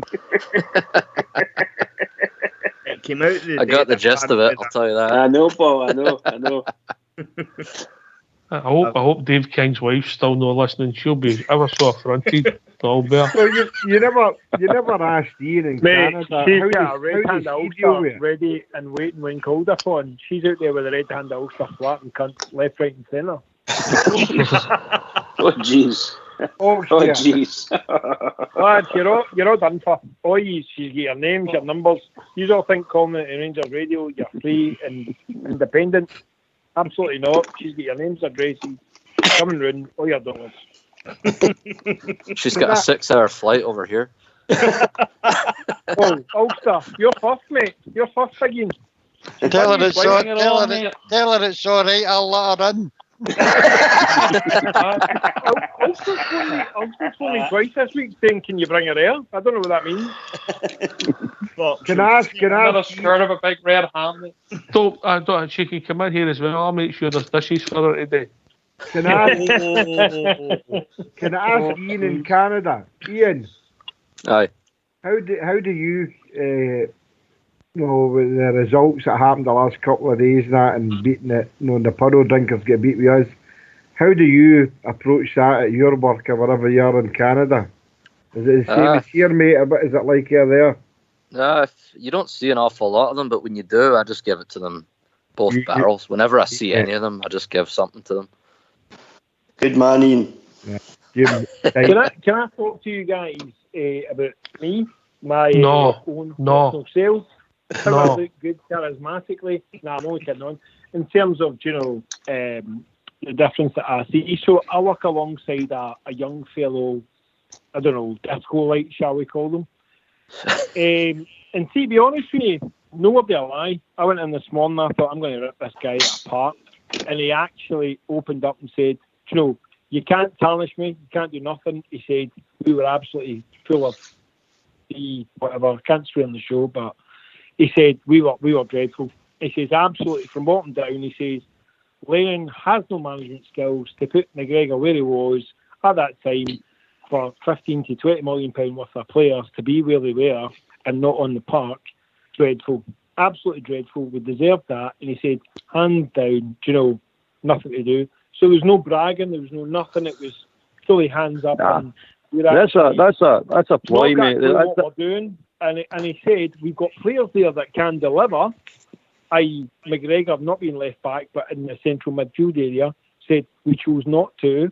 He says, our own fault, our own downfall. When you see those goals going in, it's our own fault. I just said to him one simple question. Is he part of 55, mate? Raging. Honestly, raging. But that's a ploy. That's a ploy, mate. On you go, Albert. Guys, that's me being cheeky, right? That's me being cheeky. Let Albert come in, Dave. Let Albert come in. On you go, Albert. Yeah, that's a ploy. That's a ploy. That's a confession, by the way. That's him looking for a priest. What you do with A1s when they start all that? When you start all that, looking for me to be on my knees. I'm not doing no, that. He's looking for all that sympathy. And if I come out and say all that, what I do with A1s is just run in and put the boot in them. That's what I do to A1s. You know what I mean? You don't be confident. You're known for yourself, right? Come on it back to the morning. Pulling it back to the morning night. Pulling it back to the morning night's game. Pulling it back to the morning night's game. JFK, what's the team going to be? God, there you go. Okay. McGregor, Tav, Goldson, Katic, Flanagan. I think I'll bring Kamara back in. Davis and Jack. I think and Ojo, Fred, and Jordan Jones. Go for it right away. Go for it. If Kamara is fit, he told us the day Kamara's fit, so that's my team for tomorrow night. All right. What be yourself, Big Ulster? Who you start with? Same team, only I think maybe rest Davis again and put in Aribo. Kamara will come in, but I think Aribo will be playing as well. All right. Anybody got a different back four for tomorrow night? No, I can't see it being changed up. For me, the only change, I would play the same team as Sunday, except have Morelos in for the four. That would be my only change. All right. What be yourself, Ian? How are you lining up tomorrow night if you pick the team? Back four, probably the same. Keep that the same. Midfield, if Kamara's fit, put him in maybe for Davis. I think Davis is going to be important for us this year. And tomorrow's quite a physical game, so I'd rather have some defensive midfielders in there, and then maybe just Alfredo up front with Johns and Ojo on the wings. He plays for Scotty Arfield. Yeah, I mean he could come in as well, even be for Ojo or somebody else. All right, okay, Ridgeman.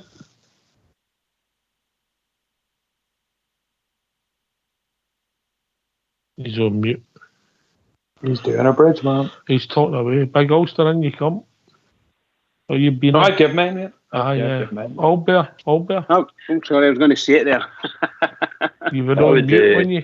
The same team as the boys have given, with the exception of the swap over Fredo for Defoe, and that's just a wee rotation thing. And I think all the rest of the boys who are available will get time. The three subs will be used and used officiously. I certainly think that'll happen tomorrow. Albert. Same team as Sunday with two exceptions: the Morales for Defoe and Arfield for Ojo. Fox, what's your thinking? I agree with Albert. I think I'd bring in Arfield, but I'd also maybe rest Aribo, because sitting in the two bookings, mate, I think we'll need him against Legia Warsaw. If he was to get booked tomorrow night, he would miss the game here in Warsaw. So I'd rather see him being available, and I would bring Kamara back in his place. Rudy, what a good position, but isn't it? Aye. Now you look at last season compared to this season, and we spoke about it a few weeks ago, we've got options on the bench now, options that we never had last season. The things weren't working great, and we were struggling. You looked at the bench, there wasn't really the quality there that you would have wanted to bring off the bench to change games. We've got that now.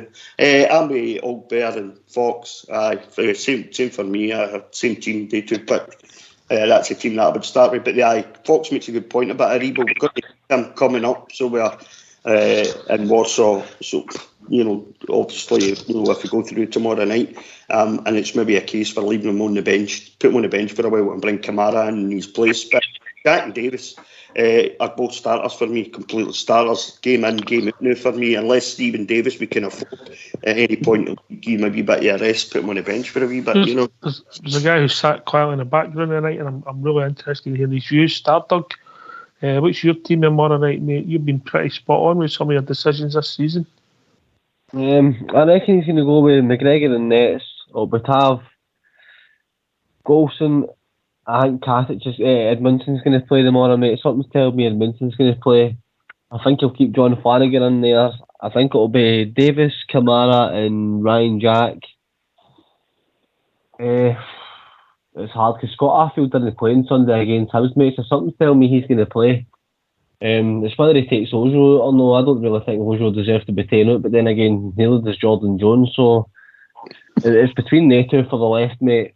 Arfield should play in the right if he's playing, and I think he'll start with Alfie up front. It's Jones or Ojo for me, mate. It's a hard one. Jones has been really, really good the past two games for us. I think he's really come into himself as a Rangers player. He showed an attacking threat that I never actually knew he possessed. See the way he cut into that second goal. on Sunday. I never actually knew he had that in his locker. I knew he scored a kind of goal against us and things like that, but technically that was something Ryan Kent would have done for us last year, and I didn't think Jones was anywhere near that kind of quality. So I'm so happy for him that he's coming into his style as a Rangers player. But I don't know, mate. It's between him and Ojo. I can't make my mind up on the two of them because I think they're both been playing well. Jones probably a wee bit more consistent, but I think that threat of Ojo getting you a goal and things like that might just guarantee him a place, and he'll keep Jones for we'll not keep Jones for anything because we'll be after that in the cup, won't we? I don't know, mate. It's between the two anyway. I think Stephen Davis will start tomorrow night, but I don't think he'll play on Sunday, if that makes sense, Rudy Bear. Aye, no, I wouldn't play him on Sunday either. I don't see any need for him on Sunday, to be honest. You know, we've got to wrap Davis and Cotton wool, really. You know, because we've seen what he can do. He's back to his best. He's been absolutely superb. But you have to take into consideration where he is in his footballing career. He's still got it brain-wise, you know, he's sitting a wee bit deeper now, he's orchestrating things brilliantly, and we've got some huge games coming up that we're going to need him in. So the likes of Sunday, you know, sit him on the bench, you know, even if he sits there for the whole game, that's okay, you know. He shouldn't be needed. As far as the choice that Stardog was talking about there, Jordan Jones or Shea Ojo, I like the both of them, you know. Like Stardog, I'd kind of struggle to pick one or the other, but I'm going to go with Jordan Jones simply because these last two performances I think have been outstanding, whereas I think Ojo's been good. I think he's been good, you know, and I know he scored at the weekend and that there. I just think Jordan Jones seems to have stepped his play up to the next level. And I think if he starts tomorrow night, there's a strong possibility he'll create something, maybe even get a goal himself, you know what I mean? But I think he's that kind of player that he causes absolute panic in defences because of his pace and his directness and everything. So that's the only reason why I would go with Jordan Jones over Ojo. I really like Ojo, like what I've seen, but I think tomorrow it'll be Jordan Jones for me. All right, mate. The Stephen Davis thing, Ox. Aye. I don't know if I'm right in this, mate, but the fair to say he's not really featured that much in Europe for us this year. I think we're keeping him for the league and the league only because he's essential for our league campaign this year. Yes, yeah. Potential, mate. Potential for that. I just think we'll keep them for the league. Well, he got the knock and he had the rest and come back and played excellently on Sunday all there, didn't he? He was excellent.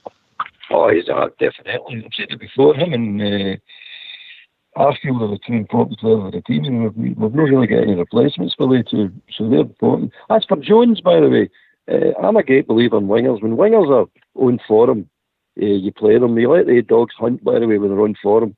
It's when they're not on form, that's when you start chopping and changing wingers. But when they're on form, let them run. Keep playing them.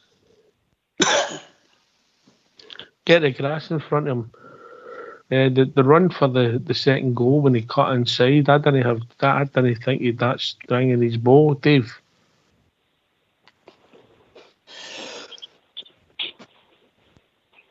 Oh. So, the boy, see if I'm honest, actually, because I thought the team we're losing Dave. That we would expect. Seems to be breaking up a bit, mate. Aye, we're losing Dave. We're losing you, Dave. The guy's actually phenomenal. Direct, driven, forward thinking, very athletic, very aggressive, going forwards, loves it. Dave, you're very, very quiet. I'm going to cut across you. You're very, very quiet. Sorry, can you hear me now? We can hear you now, unfortunately.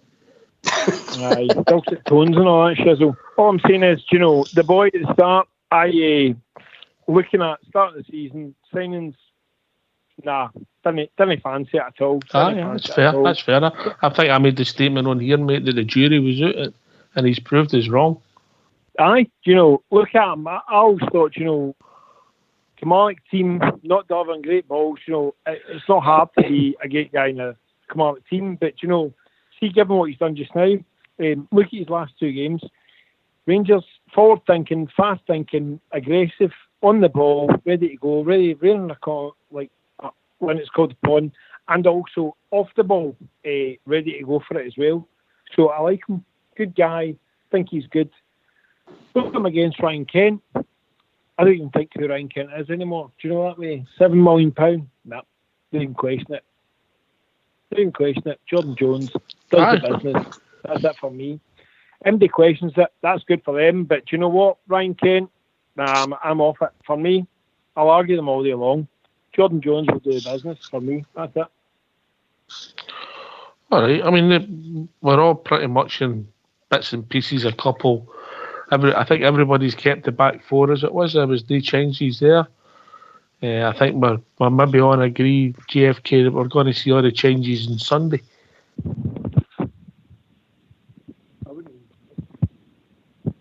No, we lost JFK. Bridgeman, all the changes will be made on Sunday.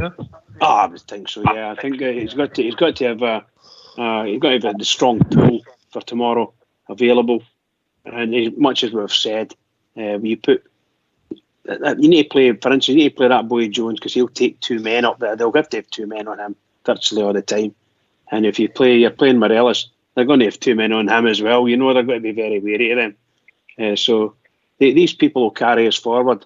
We'll hopefully do our business, and we'll go through. And that's what we want to see. We want to see a couple of goals tomorrow night. You know, I'm quite happy with 1-0 will do me fine, if you follow what I mean, to get the victory. But obviously I want a mullication.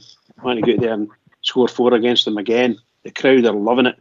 Love the way we're playing football, and a very exciting place to be at Ibrox at the moment. Very exciting. Marvellous stadium. Guys, I might have missed it, but if you're the Rangers manager, you're Stephen Gerrard, you know, you've got a question. You've got the boys there at the front, they're firing all cylinders. So you get young Morelos, you get Jermaine Defoe.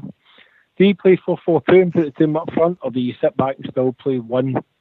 And you do one on the basis that you know that the other will be pissed off, i.e. Defoe. So I would play Morelos every day, solid, because that guy will kill somebody for nothing, just for the sake of Rangers, right?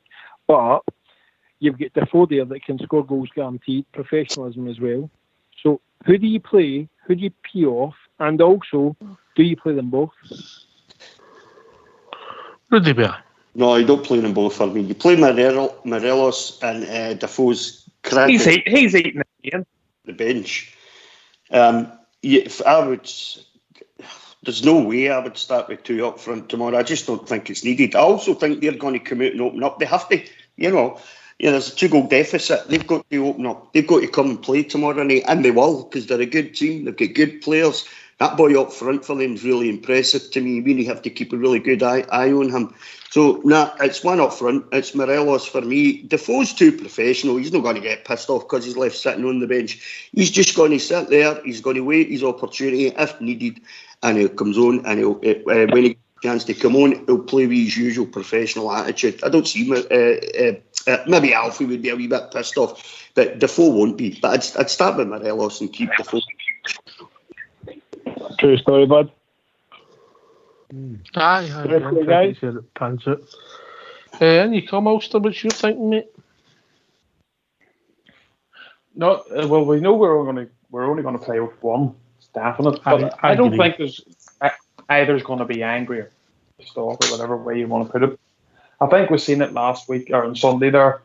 The best image for me was obviously, yes, Defoe got his hat-trick, and yes, Morelos come on, got his 2 goals, but the picture of the two of them arm in arm, walking, just sort of enjoying themselves, and the two of them sort of, just embracing each other. And I think they both know the score, they both know their quality, and they both know they're going to get chances, and it's going to be fantastic watching the two of them trying to outscore each other this season. Yeah. Am I right in saying Morelos has got 6 goals this season and Defoe's got 5? Yeah. You see, mate, see if that's me, and that's the guy that's supposedly challenging me for my striker's place. And see the way that's started for us. You couldn't get a better scenario, mate. They've got to be. Gerrard's got to be turning that into a wee competition between the two of them. I mean, Alfie scored that hat-trick against St Joseph's, and then Defoe come on and gets his 2 goals, and then Alfie returned him the favour at the weekend there against him. Gerrard, if Gerrard's clever, which we know he is, he'll make a bit of fun out of this. Let's see who can get more oil, get out scoring and things like that. Can I talk them into it and keep them interested? I don't think we'll have any problem doing that anyway, but I think that's a good, wee healthy competition you've got going there between the two of them, and they'll get good banter through it, and that creates good spirit, and good spirit creates winners, obviously, we all know that. So that's healthy for us. That's a great situation to be in for me. But you can't play the two of them in the same team at the same time, because if one of them get injured, then that spirit's broken. So I would just stick with the one, mate, and keep going the way we're going. Because I think if it keeps going the way we're going, I mean, you can't complain.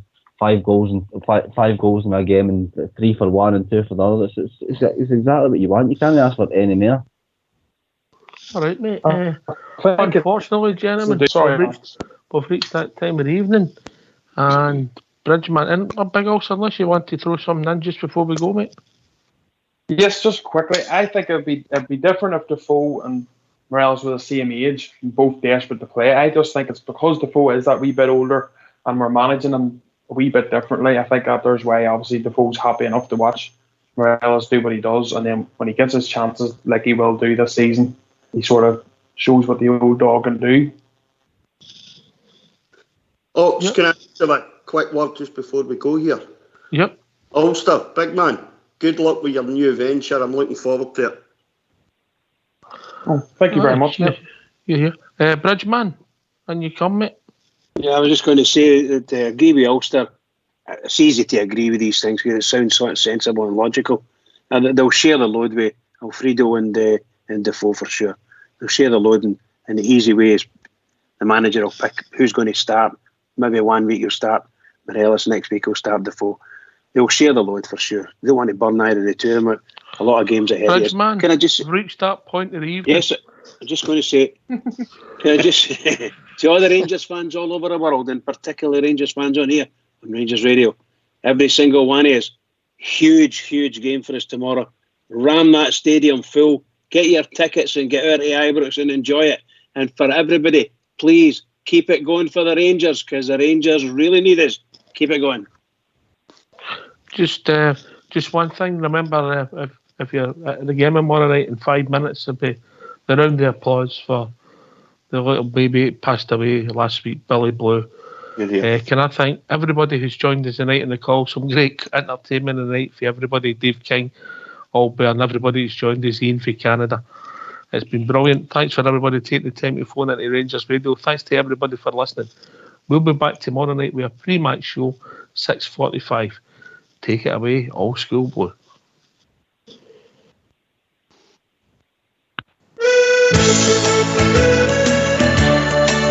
Oh, every other Saturday, my half day up, and it's up to the match I go. Happily we wander down the Copeland Road, me and my wee pal Joe. Oh, we love to see the lassies with the blue scarves on.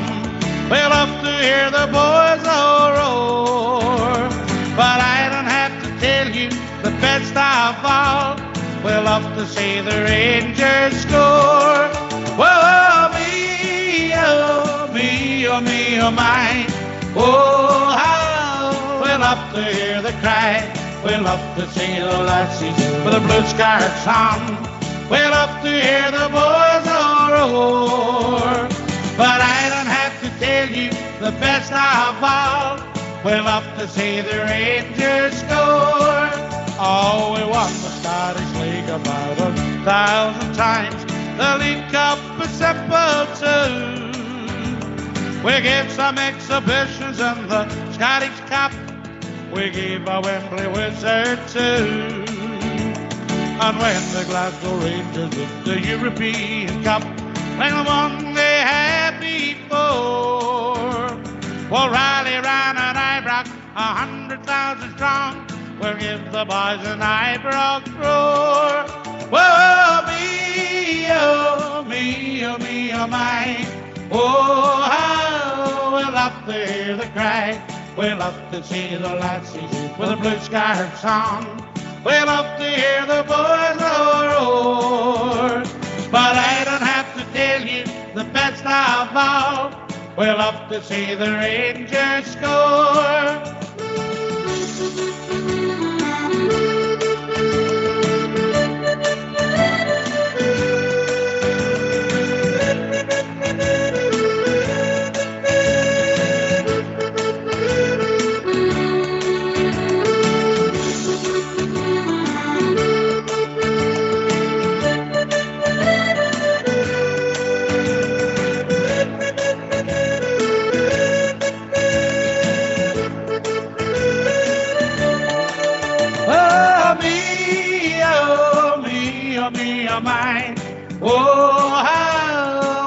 to hear the cry. We'll love to see the lasses with the blue scarves on. We'll love to hear the boys roar. But I don't have to tell you the best of all. We'll love to see the Rangers score. Whoa, me, oh, me, oh, me, oh, my. Oh, how I love to hear the cry. We'll love to see the lassies with the blue scarves on. We'll love to hear the boys roar. But I don't have to tell you the best of all. We'll love to see the Rangers score.